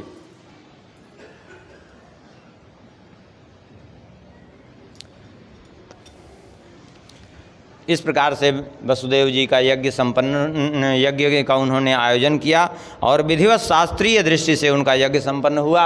और भगवान श्री कृष्ण बलराम जी जब गए यज्ञ के बाद वसुदेव जी देवकी जी को प्रातःकाल चरण वंदन करने के लिए, तो दोनों स्तुति करने लगे। बोले हमें अब पता चला कि आप भगवान हैं, हम तो जानते ही नहीं थे। भगवान ने कहा कि ऋषियों की कृपा से आपको ब्रह्म ज्ञान हो गया, इसलिए अपने पुत्र में भगवान का दर्शन कर रहे हैं, बहुत अच्छी बात है। और भगवान ने कहा ऐसा है कि हम बहुत प्रसन्न हैं कि आपको ब्रह्म ज्ञान हो गया। देवकी जी ने कहा प्रभु हमने सुना है कि आप गुरुकुल गए थे तो अपने गुरुपुत्र को, मरे हुए गुरुपुत्र को ला करके वापस कर दिए थे जीवित करके। हमारे 6 पुत्र मार डाले और तो हमारे जीवन में कुछ इच्छा नहीं शेष है, लेकिन हमें दुख इस बात का रहता है कि हमारे 6 पुत्र कंस ने मार डाले।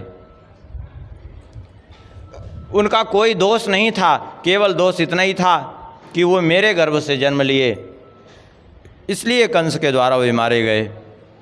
मैं उन्हीं को देखना चाहती हूँ, यदि तुम ला सको। भगवान ने कहा आपकी यदि यही आज्ञा है तो ठीक है, मैं उनको लाऊंगा। कह करके भगवान जो है तुरंत सुतल लोक में चले गए। सुतल लोक में राजा बलि ने भगवान का खूब स्वागत सत्कार किया और राजा बलि ने कहा प्रभु आपके आगमन से हमारा जीवन धन्य हो गया, प्रभु बताइए हम आपकी क्या सेवा करें। भगवान ने कहा कि देखो हम तुम्हें एक बात बताने आए हैं और कुछ लेने आए हैं तुमसे। स्वयंभू मनवंतर में मरीचि जी के 6 पुत्र थे जो उर्णा देवी के द्वारा हुए थे। तो एक बार उन्होंने ब्रह्मा जी की हंसी उड़ा दी थी, तो ब्रह्मा जी का उपहास करने के कारण ब्रह्मा जी ने उनको श्राप दिया था 3 जन्म लेने का धरती पर। तो पहले जन्म में वे हिरण्यकशिपु के पुत्र बन करके जन्मे, दूसरे जन्म में वे माता देवकी के पुत्र के रूप में जन्म लिए और तीसरे जन्म में वे आपके पुत्र के रूप में जन्म लेकर के आए हैं। तो आप उन 6 को हमें प्रदान कर दीजिए, मैं अपनी माता देवकी को सौंपना चाहता हूँ। अब उनके उद्धार का समय आ गया है, उनके प्रति मोह रखना ठीक नहीं है। बोले प्रभु सब कुछ आपका है, आप को समर्पित है, लेकिन प्रभु हम जानते नहीं हैं, क्योंकि हमारे 100 पुत्र हैं, 100 में 6 आपके अग्रज कौन हैं ये बात हमें ज्ञात नहीं है। कृपा करके ये तो आपको बताना पड़ेगा, क्योंकि ये पूर्व जन्म में कौन क्या था ये तो आप जान सकते हैं, हम तो अल्पज्ञ हैं, सामान्य जीव हैं, हम कैसे जान सकते हैं। भगवान ने कहा हम नाम बताते हैं आपको, स्मर, उद्गीत, परिस्वंग, पतंग, क्षुद्भृत और घृणी, अपने इन पुत्रों को हमें सौंप दीजिए। वे सब भी कुछ ही समय पहले वहाँ जन्म लिए थे और छोटे छोटे बच्चे थे, भगवान को समर्पित कर दिए। भगवान ने ला करके उनको देवकी जी को दिया। वो छोटे छोटे बच्चे जैसे ही देवकी जी के पास पहुँचे, देवकी जी को वात्सल्य उमड़ पड़ा, दुग्ध झरने लगा। देवकी जी ने अपना दुग्ध पान कराया उन सबको, और देखते देखते वे सब ऋषि रूप में परिणित हो गए और प्रणाम करके आकाश में चले गए, वो सब ब्रह्मलोक को। देवकी जी आश्चर्यचकित, ये क्या हुआ? भगवान ने कहा इनका उद्धार हो गया, अब आप चिंता न करें, ये सब शापित थे। और नारद जी ने इसीलिए जो है कंस को वो अष्टदल कमल दे करके भ्रमित किया था, और वो अष्टदल कमल से भ्रमित होने के कारण इन सब का वध किया उसने, क्योंकि नारद जी ने इनको वचन दिया था जल्दी से जल्दी इनका उद्धार कराने का।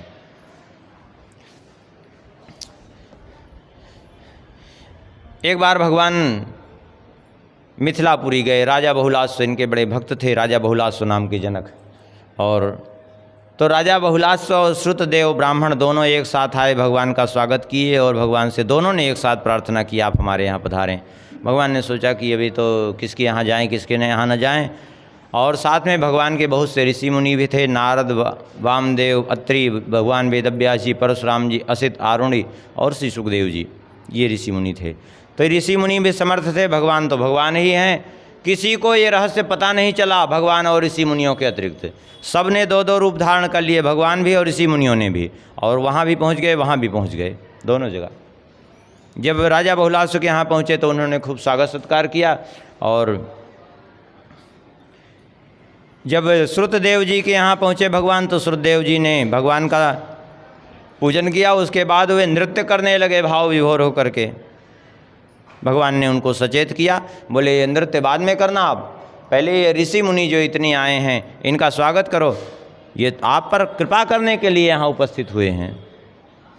आखिर में जो है सुन करके असावधान हुए, और भगवान ने कहा देखो एक बात समझ लो तुम। क्या? बोले देवा क्षेत्राणि तीर्थानि दर्शन स्पर्शनार्चनैः शनैः पुनन्ति कालेन तदप्यर्हत्तमेक्षा।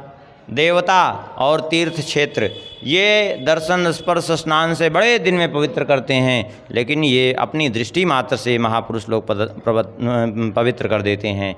देखो ब्राह्मण वैसे भी ब्राह्मणो जन्मना श्रेयान् सर्वेषां प्राणिनां ह्यः तपसा विद्या तुष्ट्या किमु मत्कलयायुतः। ब्राह्मण जन्म से ही समस्त प्राणियों में श्रेष्ठ है, आदरणीय है, और उस पर भी वो ब्राह्मण तपस्वी हो और उस पर भी विद्वान हो, संतुष्ट हो, और फिर भगवान की कलाओं से युक्त हो, तो उसका कहना ही क्या है।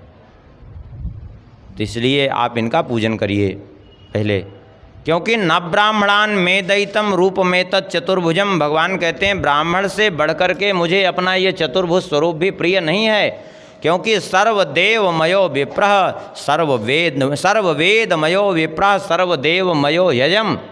ब्राह्मण सर्ववेदमय होता है, जिस प्रकार से मैं सर्वदेवमय हूँ ऐसे सर्ववेदमय ब्राह्मण होते हैं। इसलिए जो है तुम इनका पूजन करो। सुन करके सावधान हो गए, और विधिवत सभी ऋषि मुनियों का उन्होंने पूजन किया है। इससे भगवान ने शिक्षा दी कि देखो कभी जो है ऐसी बात हो तो उनका आदर करना चाहिए, क्योंकि उससे भगवान को ही प्रसन्नता होती है। ब्राह्मण का तिरस्कार करने के बाद कोई कुशल से कभी नहीं रह सकता है। बोल सच्चिदानंद भगवान की जय। इसके बाद वेद स्तुति का स्मरण करते हुए कहते हैं, वेद स्तुति बहुत लंबी स्तुति है और अपने आप में बड़ी विशिष्ट है और बहुत ही क्लिष्ट भी है। समय तो इतना है ही नहीं, लेकिन फिर भी थोड़ा सा स्मरण एक आधे श्लोक तो कर ही लेते हैं। हाँ, जय जय जहि अजामजित दोष गृभीत गुणाम तमस्य दात्मना समवरोध समस्त भगा अग जग दोक साम अखिल सत्यवबोधक ते क्वचिद जयात्मना चचर तो नुचरे निगमः। वेद भगवान कह रहे हैं जय जय जय अजाम अजित दोष गृभीत गुणाम। हे प्रभो जय जय, आपकी जय हो, जय हो, जय हो। हे अजित अर्थात जिसको कोई नहीं जीत सकता, हे प्रभु आपकी जय हो। आपसे एक प्रार्थना है, क्या? बोले दोष गृभीत गुणाम, समस्त दोषों गुणों का जो ये भंडार है, अजाम मायाम जय, अपनी इस अजया माया को आप नष्ट कर दीजिए। क्योंकि ये जीव अपनी ओर से चाहें तो इस माया पर विजय नहीं प्राप्त कर सकते, आप ही चाहें तो माया से छुड़ा सकते हैं जीव को। इसलिए इस अजया माया को आप नष्ट कर दीजिए। क्योंकि आप यदि जीवों की सहायता नहीं करेंगे तो कभी ये जो है इस भव सागर से पार नहीं होंगे। इस प्रकार वेद भगवान जीवों के लिए भगवान से स्तुति करते हैं, प्रार्थना करते हैं। ऐसे ही श्लोक हैं और भी बहुत से। और आगे श्री परीक्षित जी ने कहा, भगवान एक बात हमारी समझ में नहीं आ रही, कृपा करके बताइए। देवताओं में चाहे मनुष्यों में चाहे असुरों में देखा जाता है कि जो भगवान नारायण की पूजा करते हैं वे निर्धन रहते हैं, और जो भगवान शिव जी की पूजा करते हैं वे धनवान होते हैं। और जबकि देखा ये जाता है, माने जबकि वास्तविकता क्या है, भगवान शंकर जी के पास कुछ भी नहीं है, यहाँ तक कि उनके पास एक वस्त्र तक पहनने को नहीं। बाघंबर धारण कर लेते हैं, आभूषण सर्पों बिच्छुओं का लपेटे रहते हैं, रहने के लिए कहीं भी भूत प्रेतों के साथ शमशान में भी रह लेते हैं, प्रत्यक्ष में कुछ नहीं। फिर भी उनकी उपासना करने वाला व्यक्ति धनवान। और लक्ष्मी जिनके दिन रात चरण दबाती हैं, उन लक्ष्मीपति की सेवा करने वाला निर्धन। ये क्यों? जबकि होना चाहिए कि लक्ष्मीपति की सेवा करने वाला लक्ष्मीवान होना चाहिए, और शंकर जी फक्कड़ हैं तो उनकी सेवा करने वाला निर्धन होना चाहिए। लेकिन उल्टा क्यों होता है, ये बात समझ में नहीं आ रही।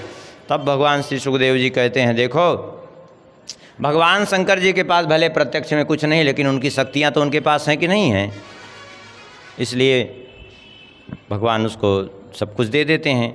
देखो भगवान नारायण क्या करते हैं, बोले नारायण करते हैं ये कि वो जिस पर कृपा करते हैं पहले उसका धन हरण करते हैं। क्यों? क्योंकि धन के मद से मतवाला होकर के जीव उठ पटांग काम करता है इस पर, इसलिए वो कृपा करते हैं। तो क्या करते हैं, बोले सबसे पहले उसका धन ही हरण करते हैं, क्योंकि अभिमान का हेतु ही समाप्त हो जाए उसका।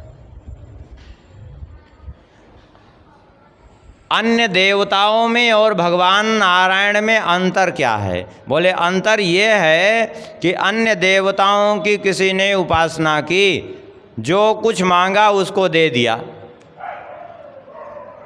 देवताओं ने, और कभी कभी देने के बाद स्वयं भी संकट में पड़ जाते हैं, सारी सृष्टि भी संकट में पड़ जाती है। और ऐसे कितने उदाहरण हैं, देखिए रावण को वरदान दिया ब्रह्मा जी ने, शंकर जी ने, सृष्टि सारी संकट में पड़ गई।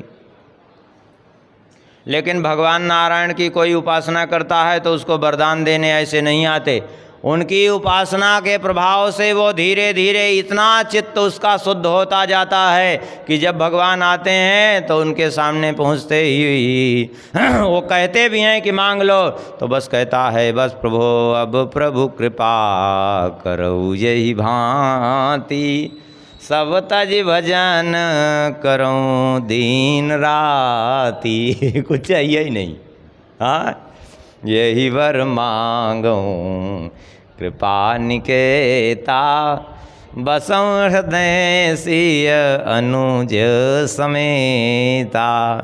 अब चाहिए ही नहीं कुछ लो। क्यों? क्योंकि इतना चित्त उसका पवित्र हो जाता है। तो और किसी की उपासना करने पर वे देवता करते क्या हैं? बोले देवता जो मांगता है उसको प्रदान करते हैं, उसकी इच्छा पूर्ण करते हैं, लेकिन भगवान उसकी इच्छा नहीं पूर्ण करते, बल्कि उसका हित किसमें है वो देते हैं। वो मांग क्या रहा है उससे मतलब नहीं है उनको, उसका कल्याण किस में होने वाला है, उसका भला किस में होने वाला है वही देंगे वो। अब जैसे नारद जी भगवान से बोले, प्रभु अब आप हम पर कृपा करिए, क्या करना है? बोले विवाह करने की इच्छा हो गई है और विश्व मोहिनी को हमने देखा।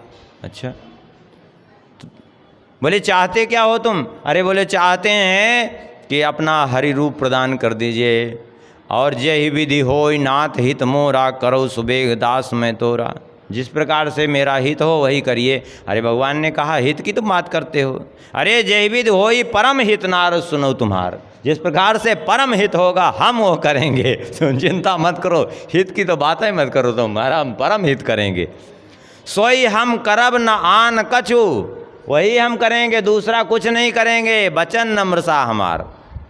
अब किया क्या? बोले वही किया। भले ही नारद जी से उनको कटुवचन सुनने पड़े, श्राप नारद जी से में उनको मिला, लेकिन किया भगवान ने अपने मन का, जिससे उनका हित हुआ, परम हित हुआ। तो यही भगवान की लीला है। और इसी पर एक कथा सुनाई, कहा कि देखो अब एक कथा सुनाते हैं। एक दैत्य था बृकासुर, ये शकुनी का पुत्र था बृकासुर। अब ये शकुनी कौन था? ये एक शकुनी था हिरण्याक्ष का पुत्र, और एक शकुनी था धनु का पुत्र।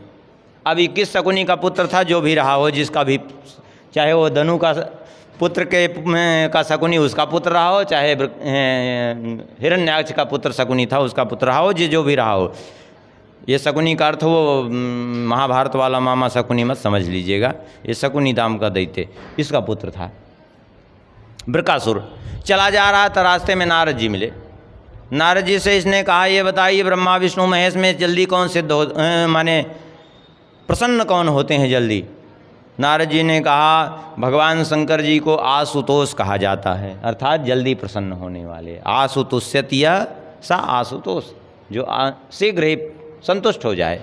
तो भगवान महादेव की आराधना करना प्रारंभ किया इसने, और किया भी कैसे, बड़े विचित्र ढंग से। गया केदारनाथ, और वहाँ जा कर के अग्निकुंड स्थापित करके, और इसने भगवान शंकर जी को प्रसन्न करने के लिए अपने शरीर का मांस काट काट करके स्वाहा स्वाहा करने लगा, आहुति देने लगा। सारे शरीर का मांस काट काट करके इसने 6 दिन में पूरा शरीर का मांस ही खाली कर दिया, हड्डियाँ हड्डियाँ शेष रही।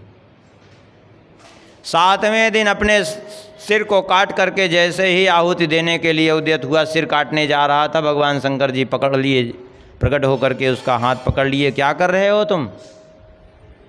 और जैसे ही भगवान शंकर जी ने स्पर्श किया, बिल्कुल जो मांस वांस कटा था बिल्कुल स्वस्थ हो गया, ठीक ठाक हो गया। भगवान शंकर जी ने कहा, जो इच्छा हो वरदान मांग लो, हम प्रसन्न हैं तुम पर। तो इसने कहा, ठीक है आप प्रसन्न हैं तो यही वरदान दे दीजिए, यस्य यस्य करम शीष्णी सधास्य मृतामति, जिस जिसके सिर पर हाथ रखे वो मर जाए, भस्म हो जाए। लो, मैंने भस्मासुर बनने का उद्योग। इस बृकासुर ने यही वरदान मांगा। भगवान शंकर जी तो अच्छा तो नहीं लगा, लेकिन अब वरदान देने की बात कह चुके थे तो कह दिया तथास्तु। आज वरदान मिला, उसके बाद इसने देखा तो शंकर जी के समीप में वामांग में खड़ी थी पार्वती जी। पार्वती जी को देख करके मोहित हो गया और भगवान शंकर जी की ओर हाथ बढ़ाया। भगवान शंकर जी ने कहा, क्या कर रहे हो? बोले भस्म करने जा रहे हैं तुमको, और क्या कर रहे हैं? अब भगवान शंकर जी भागे, कहाँ समस्या पैदा की है हम जबरदस्ती में, इसको कैसे वरदान दे दिए हम। अब वो आगे आगे शंकर जी, पीछे पीछे वो, चारों तरफ भगवान शंकर जी भागते फिरे, लेकिन वो कहीं पीछा न छोड़े। अब तो भगवान शंकर जी फिर वैकुंठ की ओर भागे कि अब भगवान नारायण ही एक सर्वविध उपाय हैं, अब दूसरा कोई उपाय समझ में नहीं आ रहा है। भगवान नारायण ने देखा कि ये दुष्ट कहीं वैकुंठ की तरफ ना आ जाए, तो भगवान तुरंत वहीं बीच रास्ते में ही प्रकट हो गए।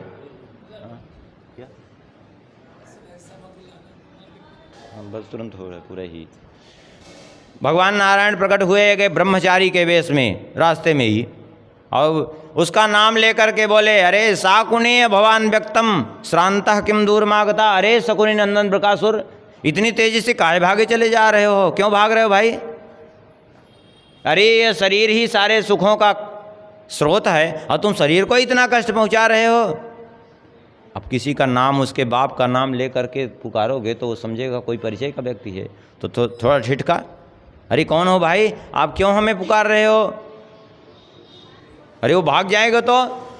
अरे बोले रुको, कौन भाग जाएगा? अरे बोले शंकर जी। भगवान ने शंकर जी की ओर संकेत किया। शंकर जी तुरंत खड़े हो गए।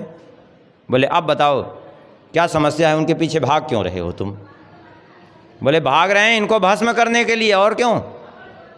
बोले भस्म तुम कैसे करोगे, तुम्हारे हाथ में कुछ आग वाग तो है नहीं। बोले इनके सिर पर हाथ रखेंगे तो भस्म हो जाएंगे। भगवान ने कहा कि हाथ रखने से भला कोई भस्म होता है? कैसे बेमतलब की बात तुम करते हो? बोले लेकिन हमको इन्होंने वरदान दिया है कि जिसके सिर पर हाथ रखेंगे भस्म हो आएगा वो।